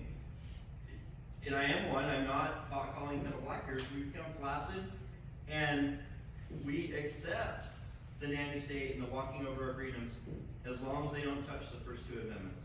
How do we awaken people to the fact that Little, as example, as your slide showed, did not have the right to extend the executive order for going on 2 years now, did not have the right to arrest Pastor, I forget his first name, in Meridian, did not have the right to arrest the park mom. We accept that because, oh, no, he's protecting us from COVID, by God, she was in the wrong. that was okay. How do we convince them that that is not his job? So, That's- I've been on that quest for quite some time. I don't have the answer completely. You know, I've seen some successes. I've also, felt like it wasn't going to happen. 2020 was quite an eye-opener, for me and for many others. So, I mean, I'm right here now saying, look, this is what's going on. I'm educating. I'm doing the best I can. But I don't know if I have that answer completely. I don't know what's going to wake people up other than them being in a position where they're acted upon. But the problem with that is sometimes it's too late. Right? It's too late. Yeah. Okay, now we're in a position where we can't decide, who we're going to work for or where we're going to work and what we're going to do with there, or we're stripped of our ability to access, the natural resources and to be able to, defend ourselves and all of that. I don't know. That's a great question. I mean, that's one of the reasons why I start with freedom, because most people haven't considered that freedom is the ability to do whatever you want, as long as you're not infringing upon another person's rights. So other than just keep doing what we're doing, and hopefully we can wake people up enough that they will understand the purpose of government and start acting accordingly. I really don't have the answer to that. What's the two things that you don't talk about at the dinner table? Yeah. Politics and religion. Right. You gotta start talking about politics. That was Satan's greatest lie. You gotta start talking about politics. Morning coffee, we're on the water cooler. You gotta get your friends, family members involved. You gotta start the conversation. People are asleep at the helm and just on autopilot. They're just going through life. They're trying to pay their bills. They're trying to do this. They don't really have the concern or the care until it infringes upon their lives, and by that time, it's too late. And now it sounds like You can't be as lucky as Ammon and his family in fighting the government and protecting your rights. We have to take the initiative now. It's time to have the conversation. Well, now it sounds like they're gonna start going after our kids. Well, yeah, they have that goal in mind, our property, our right to worship, so forth, right? I was just gonna back up what this gentleman said. I have a neighborhood, I live in a kind of a new neighborhood in Twin. You could talk to anybody on my block, 3 blocks around, 2 blocks around, 4 blocks around. They know nothing. They know nothing about politics, or they don't care. Right. Or they are involved, which is fine with the church and everything, and that's fine and dandy, but I don't know how much that, like you said, you can't talk about politics or church. But in my neighborhood, people they're like that. Well, one thing that is dangerous about having a Republican form of government is that a populace gets to where they're ignorant, but they still vote. Right?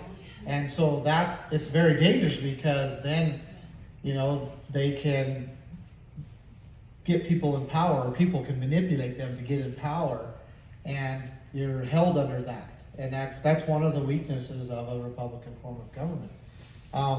However, the founders wanted to counter that with a constitutional republic, because it was, look, no matter who's in office, these things are off limit. The government doesn't have jurisdiction. But they've overstepped that. Now it's becoming, it's like Congress thinks they can make laws for anything. Our legislature in Idaho, they think they can make laws for anything. They never check it against the Constitution. And many of the laws, I even had I love her. But she came to me one time all excited. She's a legislator several years ago. All excited because she passed a bill where veterans get free license plates. And so, and people might think, oh, that's really nice, right? Completely unconstitutional. Completely unconstitutional. And that's just a little teeny example, right? They never check their legislation with it's within the bounds of the Constitution. And so we end up, if they say that, you can't go to church on Wednesday because they passed the legislation, well, guess what? The police are going to enforce that because they said that. Although it's well outside the bounds of their authority, the people never gave it to them. And so it is an issue. It is an issue that we have. Now, what else? Let's talk a little bit here more, and then I'll wrap up. Did someone? Anybody else raise their hand? Right here. Well, I don't know that much about campaigning, but just to bounce off of what you said, as far as a campaign goes, couldn't we get a whole bunch of flyers and expose the lies and the manipulations that Brad Little has been doing? And just that in itself, if we covered a lot of area with some pertinent information to let people know, and then maybe some of their eyes are going to be opened. Sure, absolutely, we can certainly do that. I had a pastor one time, just to that point, that said, when somebody would come and say, hey, somebody needs to do this, you know what his answer was? If you feel the conviction, you're probably a good person. Yeah, and we'll work with you to do that. We'll work with you to get you that information. Just to bounce off you, I did that. Oh, you did? I did that, and I plastered these everywhere, in all over the place. And as I was driving around, they got taken down. So what I'm saying is you can do this, but it has to be door to door. Right. You can't put them up anywhere unless you get the authority from whoever you're putting them up with. But you couldn't put them on a telephone pole, you can't put them on a mailbox, you can't do any of that, they'll rip them, they just take them down. I had it all taken down for the MBL. Right here. But you can ask the business owner, and they will say yes I or did no. do that. I did So do do that that, for and those don't ever guys. put them on the car wipers. No. Oh my gosh, no, no. But here's the thought. Hang on. He raised his hand, and you got it next. Yep. If I had a link that took me to a 5 or 10 minute video, it had nothing to do with you, it only revealed exactly what that man on the screen has done. And so I could give that to 100 people, and they could give it to 100 people, and your blue for him would decrease in half in a week. They don't know what he's done. Nobody. I didn't know. I knew his things were screwy, but So I didn't know all the facts. And if they knew the facts, I think Idahoans, at least half of them, have enough brains that would screen in half. Okay, so I'm gonna, because we're people of action, right? I'm gonna make you a commitment. So I will. Okay, she's gonna keep it written down. I have the resources as far as the people and the manpower and the studio to make a video like that. I wouldn't be in it, it'd be completely separate, right? I think I could get it done without having paid for by Cliven Bundy for governor. I'm not sure, we'll have to look at the legality of that. But I can get a video made, and I have the ability, but it costs a lot of money to do that, okay? So, will you help me do that?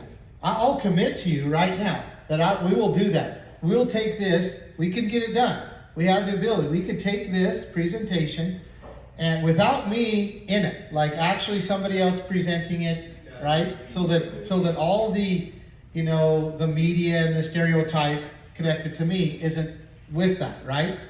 And then we can distribute that. And I have said this many times, but I need help, doing that and funding that and all of that. So this is what I'll do. I will make you that commitment that I will do it. And I'm asking you to help and donate the best you can here. Either way, I'll do it. I'll do it on my own dime if I have to, right?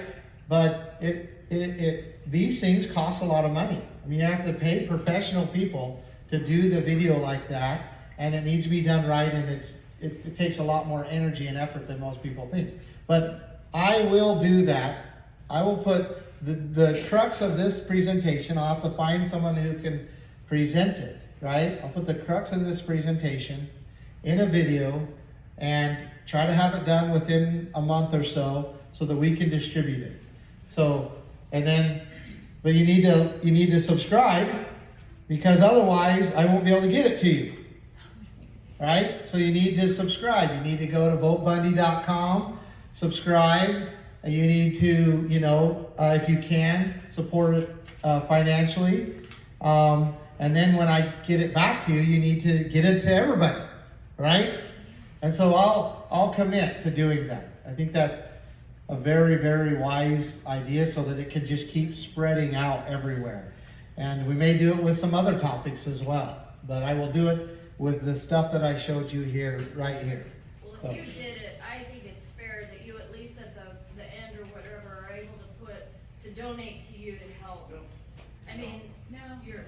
because people are already. Yeah, so, I mean, I really appreciate that. I just think that for this purpose would be, the only thing I might not get away, because I am bound to say, at least somewhere have maybe a little teeny writing paid for by everybody for governor. Right. So because otherwise I can't pay for it right now under the circumstances I am now, I can't pay for it unless we create a PAC or get somebody else to pay for it. But we'll figure it out. Okay. So great suggestion. What else? Right here and then right here. Oh, wait a minute. Sorry. Right here and then right here, because you did make a comment before. Go ahead. Me? Yep. Okay. I just wanted to say, I don't know how many Idahoans have been, or remember, Stop the Shipments years ago, when Governor Batt decided he was gonna sign basically our water, everything away with the IDA. I was the state coordinator. We got all those ballots on, we got enough signatures, and the way we did it was we stood out on the streets and we said, hey, have you heard this? That's what we have to do, people. We have to wake up these dead souls who don't care. They're too busy in their lives. They don't care. We have to care enough about our state and what's happening to get out on the pavement. I have 30% of a heart left, but I want to do something, because this is insanity. And if we don't do something, we'll never be the same again. We have to do something. So something as simple as that. Get a yard sign, put it in your yard. Someone will say, Ammon Bundy, well, he's a whatever they're saying about you that's not true. And then you can start a conversation and say, hey, wait, well, who is this guy? I've never heard of him. You can send him to this wonderful website you have. I just signed up. Wow. Awesome. Live everything. Perfect. But they don't know. And the ones that have heard, they don't know the truth. They don't know what happened in Nevada. My husband, he just passed away. We followed the truth from way back when. And we were just incensed by what's happening. But prior to that, I was the Stop the Shipment state coordinator. So I was an activist, but I was on the other side. I wasn't even a Christian then. I didn't know any different. Now I do. And there's a scripture, and it's in Isaiah, and I don't remember, I think it's Isaiah. It says, if my people will humble themselves and pray and seek my face, that God promises he will heal our land. A lot of you people are Christians. We got to do this. God's going to hold us accountable to what we know in his word. I'm not a Mormon. It doesn't matter. I believe in the book. And that's what he says. We have an opportunity to stand up and do something. And we want to know what to do? Speak up. Get a yard sign. I'm done. Thank you so much. Thank you very much. Right here. So emotional. Thank Just you. as equally important as like the governor race is, I feel like also those who are in the legislature is just as important, if not maybe more. And they are the ones that really should be held accountable for what the governor has done, right? They have the power. They had the power the whole time to end it, to end this, and they have not. So yeah, So I got right here and then right here, but I want to explain something too, because it's a reality. And then I do need to wrap this up, and we also don't want to leave here all depressed, right? We want to be motivated to act. And that's ultimately what we're doing here. We're adults, we're responsible, we care about our country. We can swallow the reality and then go out and go to work, right? I got your closing rally card. Yeah, okay, great. So, yeah, I'll turn it over to Shane, he'll get it done. But I want to explain something, and then we'll answer a couple more questions, and then I'll turn the time over to Shane. Because it's something that took me a long time to understand. And we look at like the Tea Party, right? I mean, the Tea Party was an amazing movement. It went in and they took over Congress, they took over the House and the Senate, Congress, and then we had a, quote unquote Republican president in there. And what happened? What happened with the Tea Party? It was a huge movement, enough to get all those legislatures in the Senate and all of them in the House of Representatives. They took over the House, and then they had control of the Oval Office as well. And what happened? Nothing happened. And you're just like, wait a minute. How could there ever be a greater movement than the Tea Party movement? How can we ever put more energy and get more people in office that are liberty-minded than the Tea Party? And I have pondered this question many times of what happened there and what is happening now, and why no matter who we elect, nothing changes. And the reason why is because right now, I'm going to tell you something that you might be like, it might take a while to swallow. It might take you weeks, it might take you even months to swallow.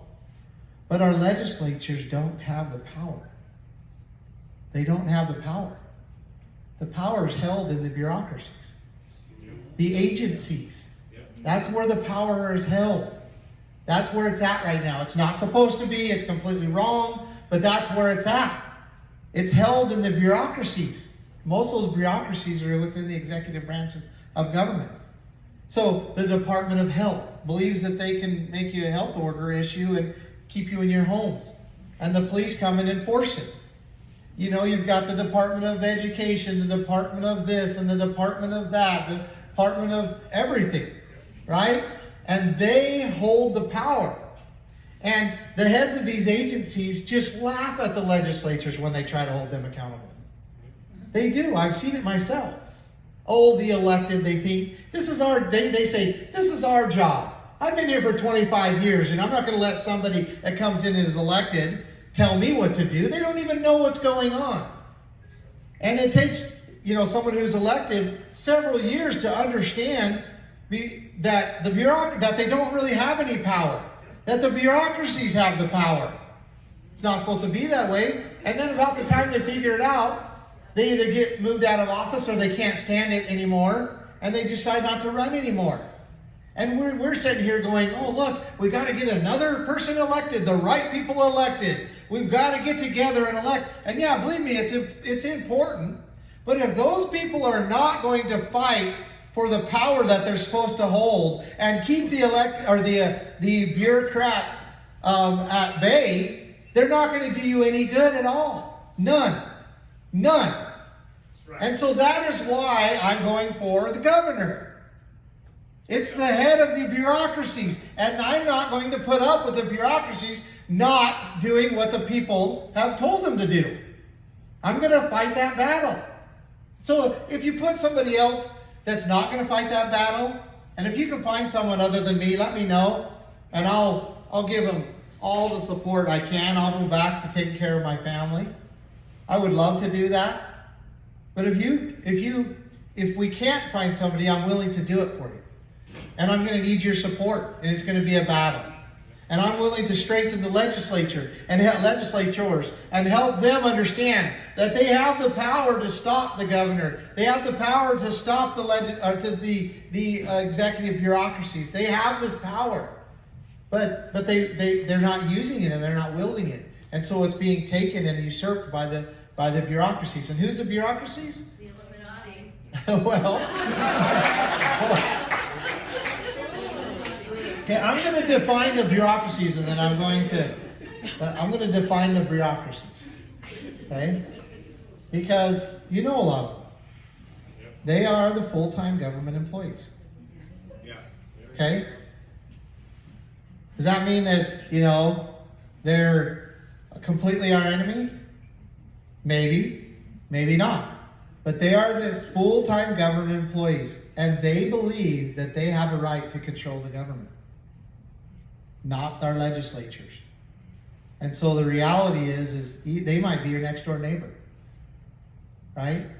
But try to take their job away, or try to limit what they're doing, try to minimize what they're doing, try to lower their wages, try to do any of that stuff, try to, take power that they have, and you'll find out who they really are.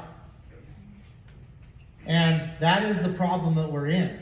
And it's going to take somebody, and going to take the people supporting that somebody to correct that and restore it back to the people.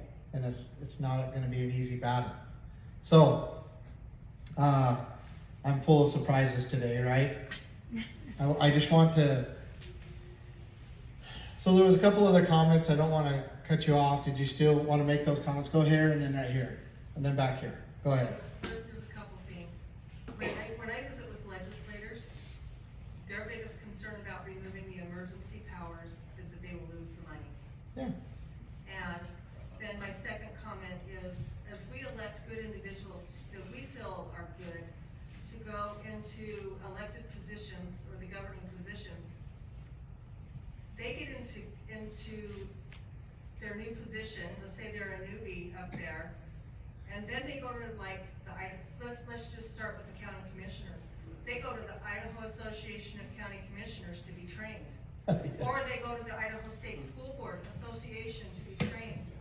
Or the governor goes to the National Governors Association to be trained. And those are lobby groups that come in and train our legislators what they can and can't do and what they're liable for. And that's as big as an issue as anything is we don't have people, we have farmers, we have ranchers, we have businessmen, bankers, lawyers, attorneys that go to any form of government, from your county all the way up to the state or the federal. They don't understand the system any more than we do. And they can't do anything different until they understand the system, because the system is going to railroad them in the direction they want them to go. Yeah, the bureaucracies is the system. Yep. The full-time government employees are the system. So you got like a school board, right?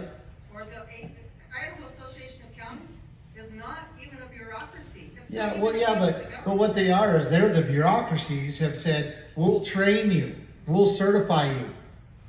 They're the bureaucracies, and then they're training them that they can't control the bureaucracies. Right. That's what they're training them. Like the sheriff's, the sheriff goes in, and then the state makes him go get certified to be a law enforcement officer if he's not already. He has to go get certified.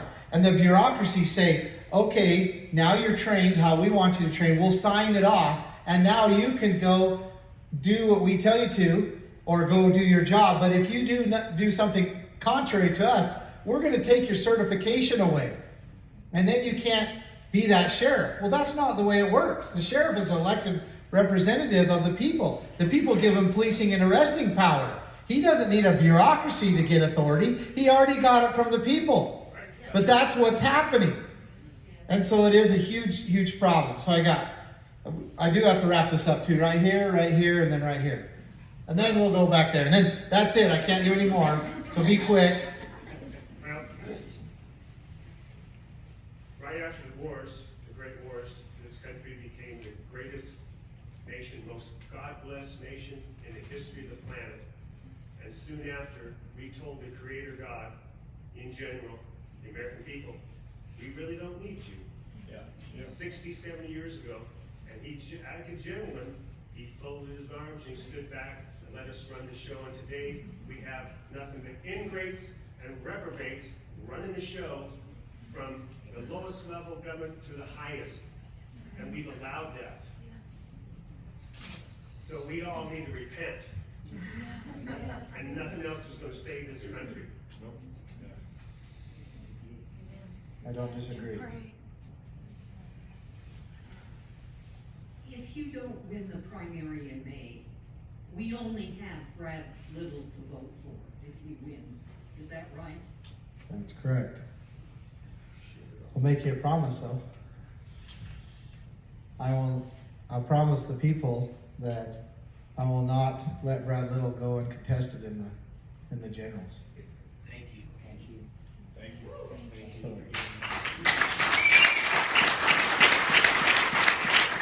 there's some maneuvering I might have to do, and you might have to watch this closely as it plays out, but right here. Me? Yeah, you had a question. Um, I think you were next and then back here. Kind of what you said in the last meeting, you said that you want to get rid of the Idaho State Police, you wanted to get a law rid of all that. You talked about, one guy mentioned about California coming here with a problem. I'm from California, and, I think the first thing like you mentioned last time, was get rid of all these handouts in this state. I think that would deter a lot of these people saying, where are we gonna go next to get the next paycheck? And once you get rid of that, you come back to the working hard, playing hard Americans that really stand here for the Lord, but literally these people won't show up anymore. But like, I want to know more about your Idaho State Police. Okay, so I gotta go through this real quick, because I've had you guys, and thank you so much for your participation. Hopefully that the time spent here has been well spent, and that you valued it. So he was in Buell, and one of the things that came up was, Idaho State Police, and basically how they've become this standing army for the governor.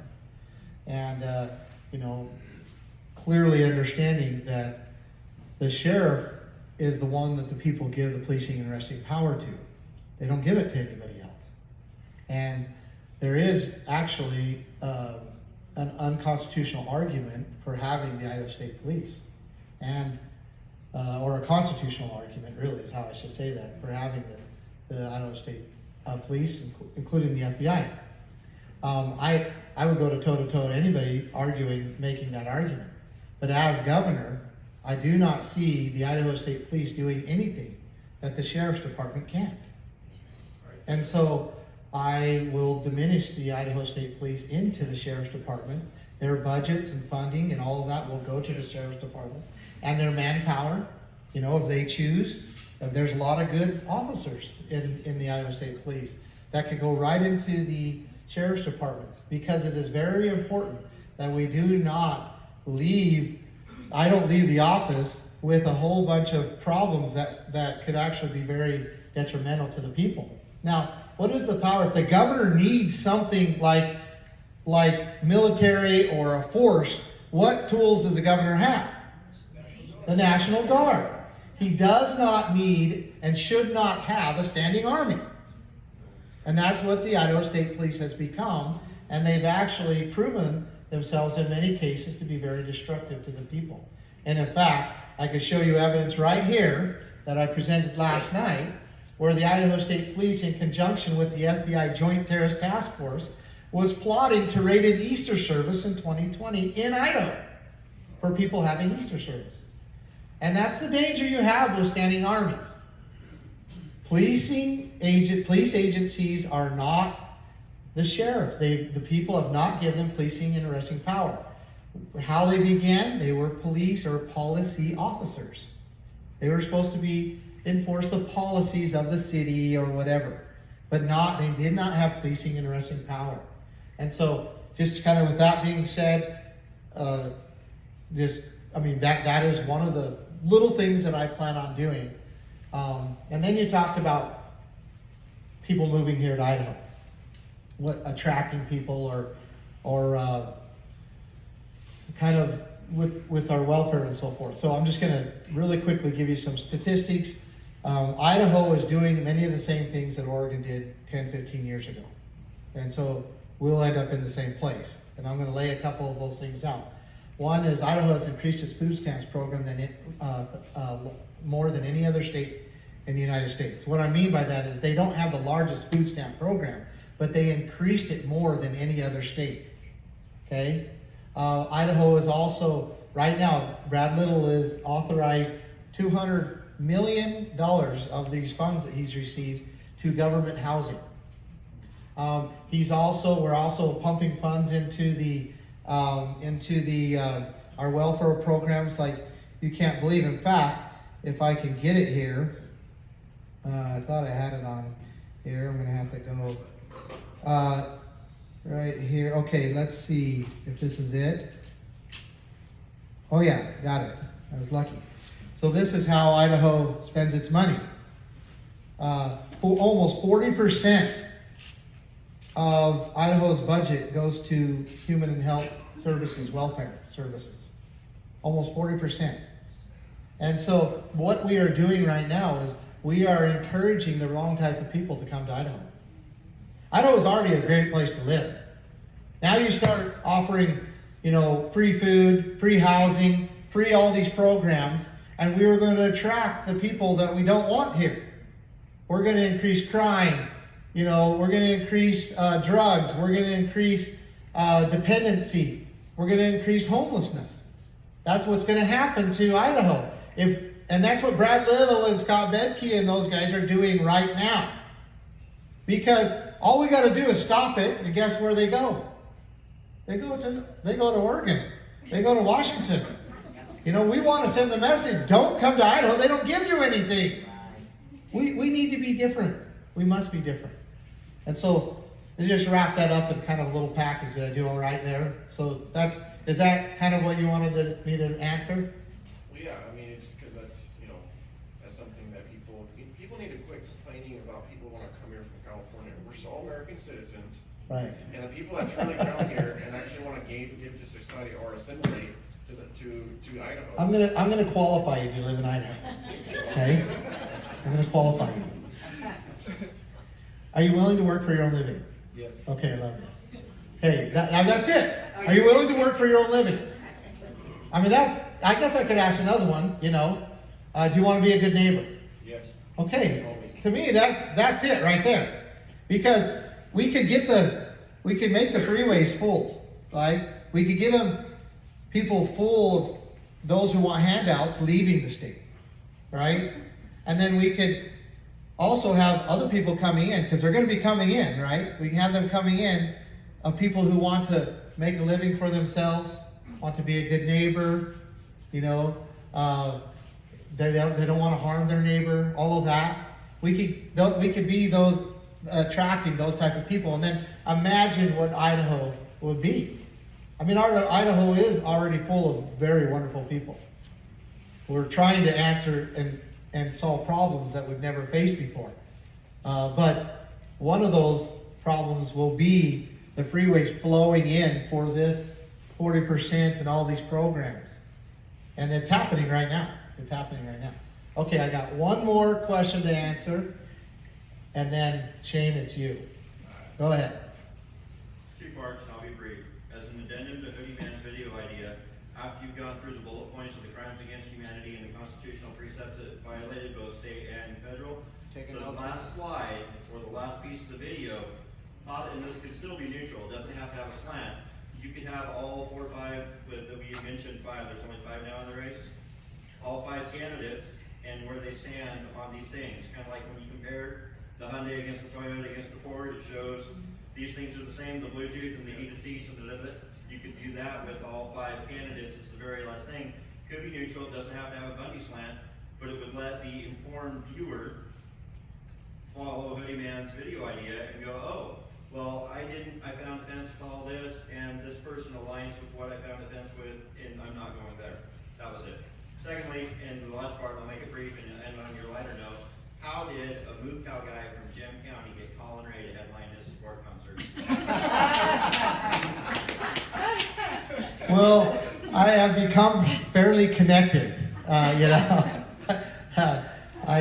have friends all over that have, that are amazing people, and Colin Ray has become one of them. We're excited for him to come. He's an awesome artist, and hope that you will all come. It's not too far away.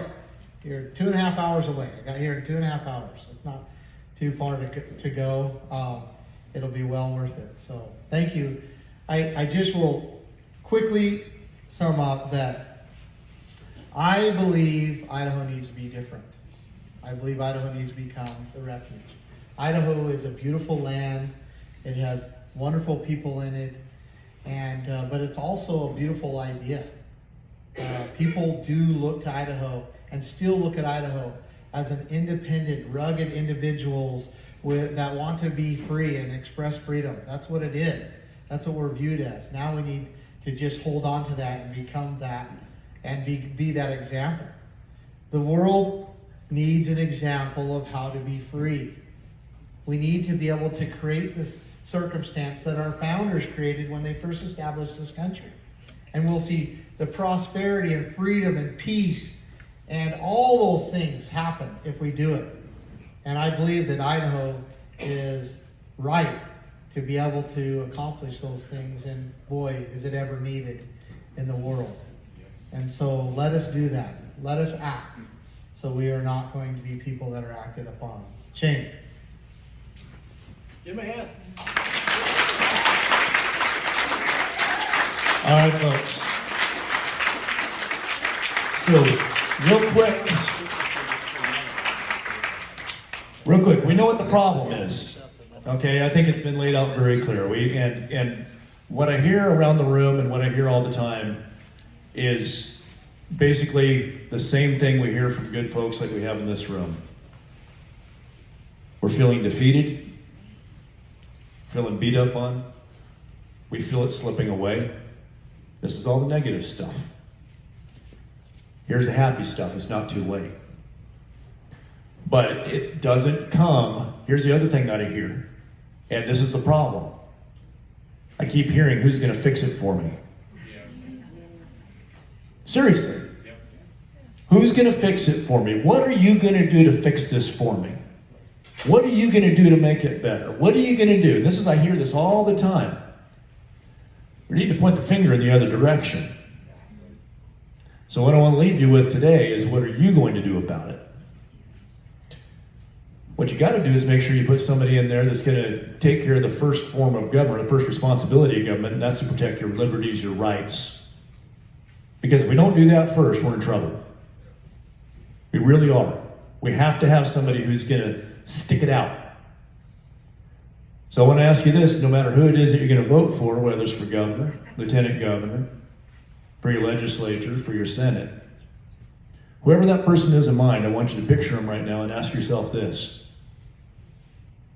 When Ammon was getting wheeled out of the Boise Capitol for standing up for what was right and standing up for your rights, where was that candidate? When Ammon was standing up in Nevada against the federal government, where was that candidate? And this is something we seriously have to think about. Where was that candidate? Who's going to stick up? Who's proven that they're going to stand? Who's proven that they're not afraid to stand up against their government and say, that's my God-given right that you're trying to screw with. That's mine. It wasn't given to me by you. It's not my privilege. It's my right. And people call it extreme now to stand there and say, this is my line, those are my rights, and you will not cross it. And that's all this man's done, and he's been demonized for it. I don't know about you, but I think I need somebody in there that's going to stand up for those rights and is willing to go all the way to federal prison for 2 years. I don't think we have anybody else. You name one position in this state, you name one politician, you name one person who's in office or running for office that is willing to go that far to stand for your rights. There's not many of them. There's a couple. But you got to find out who they are, and you got to make sure you vote for them, and you got to make sure your neighbor knows about them. Because if you don't do that, it's all over but the crying. Ladies and gentlemen, Mr. Cliven Bundy, I think he's really got what we need in the state of Idaho. And I hope that you leave here thinking the same thing.